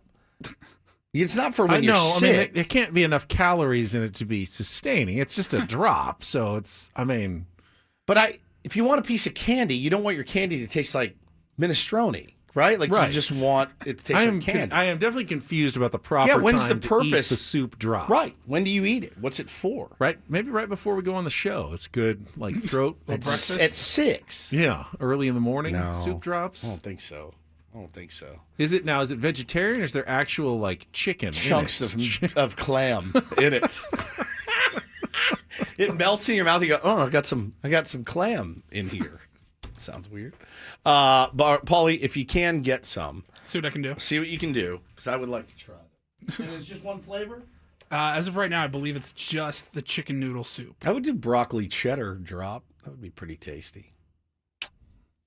Broccoli cheddar soup is delicious. But there's a lot of melted cheese in it. Lots of it. It's so good. Which does make everything taste better. And if it's a drop, it means it's cold. So no, we don't like cold soup. That's just weird. Room temperature. I do want to try it. I bet it's all right. I don't know if I can. I'll do it. All right, let's see. A couple other notes. Local women's athletes. We're losing one, and we're getting one a little closer. Naomi Girma was sold to Chelsea for $1.1 million. Sounds very weird when you say it Does sound like that, weird. Yeah. I mean, technically, I guess it's a transfer, but Chelsea pays the San Diego Wave $1.1 million to acquire the player. Now, if you're a Wave fan, that's like a bummer because you're losing one of your best players. You're not even getting a player back. You're just getting money. And the team gets that. But then again, she can make a lot more money in Europe than she can here. So she asked, hey, can you send me over there and I can make more money? And they were like, all right, I guess that will be nice and send you over and we'll just take the big check. Can Adam send me to Europe? Possibly. To make more money. I don't know that Padres talk is a big money maker. And good morning, Paris. Other side of the pond. You'll never believe what Kevin Acee wrote today. And then women's basketball star Kelsey Plum. London, you've got a problem. London, you've got a problem. La Jolla Country Day. She is coming to the L.A. Sparks. Was traded from the Las Vegas Aces in a 3-way WNBA trade involving the Seattle Storm as well. Won 2 championships with the Aces in 2022 and 2023. 3-time All-Star, and she's going to be playing for the Los Angeles Sparks next year after the trade last night. LA stays winning, man. Still, it's a good move. I mean, USC just took the Irish's general manager, which is a huge loss. And did you see that Penn State stole Ohio State's defensive coordinator? I can't believe. Why would you go that? $3.1 million. Was it a huge raise? $3.1 million to be a college football defensive coordinator, not even a head coach. Crazy, man. I was going, man. You better not give up any points at all for that kind of money. That's a lot of dough. Like, I feel like if I give up like a field goal a game, I'm not earning my $3.1 million just to be a defensive coordinator. Yeah, it's a lot of dough. College football has become... It is an S show right now. It really is. Just the money everywhere. Crazy. Players, coaches, everything. It's nuts right now. All right. I mean, inside your own, just in your own conference, stealing away. He stole the guy. The guy from Ohio State. Yep. So. Well, we'll keep you guys abreast on any Padres news that breaks while we're out. Craig and Annie will be up next. They'll have the latest, probably dissect some of the Kevin Acee articles, as it were, from the weekend and today. Also have another name in our biggest fan contest to read during their program, I believe, sometime in the 1 o'clock hour. 1 o'clock is and when you get that. 5:30. From Annie and Elston, 5:30 with Gwen and Chris. All right, that's it for us. Thank you to our executive producer and imaging director, Paul Reindl. For Stephen Woods, I'm Ben Higgins. Have a great rest of your Monday from all of us here at 97.3 The Fan. Take care.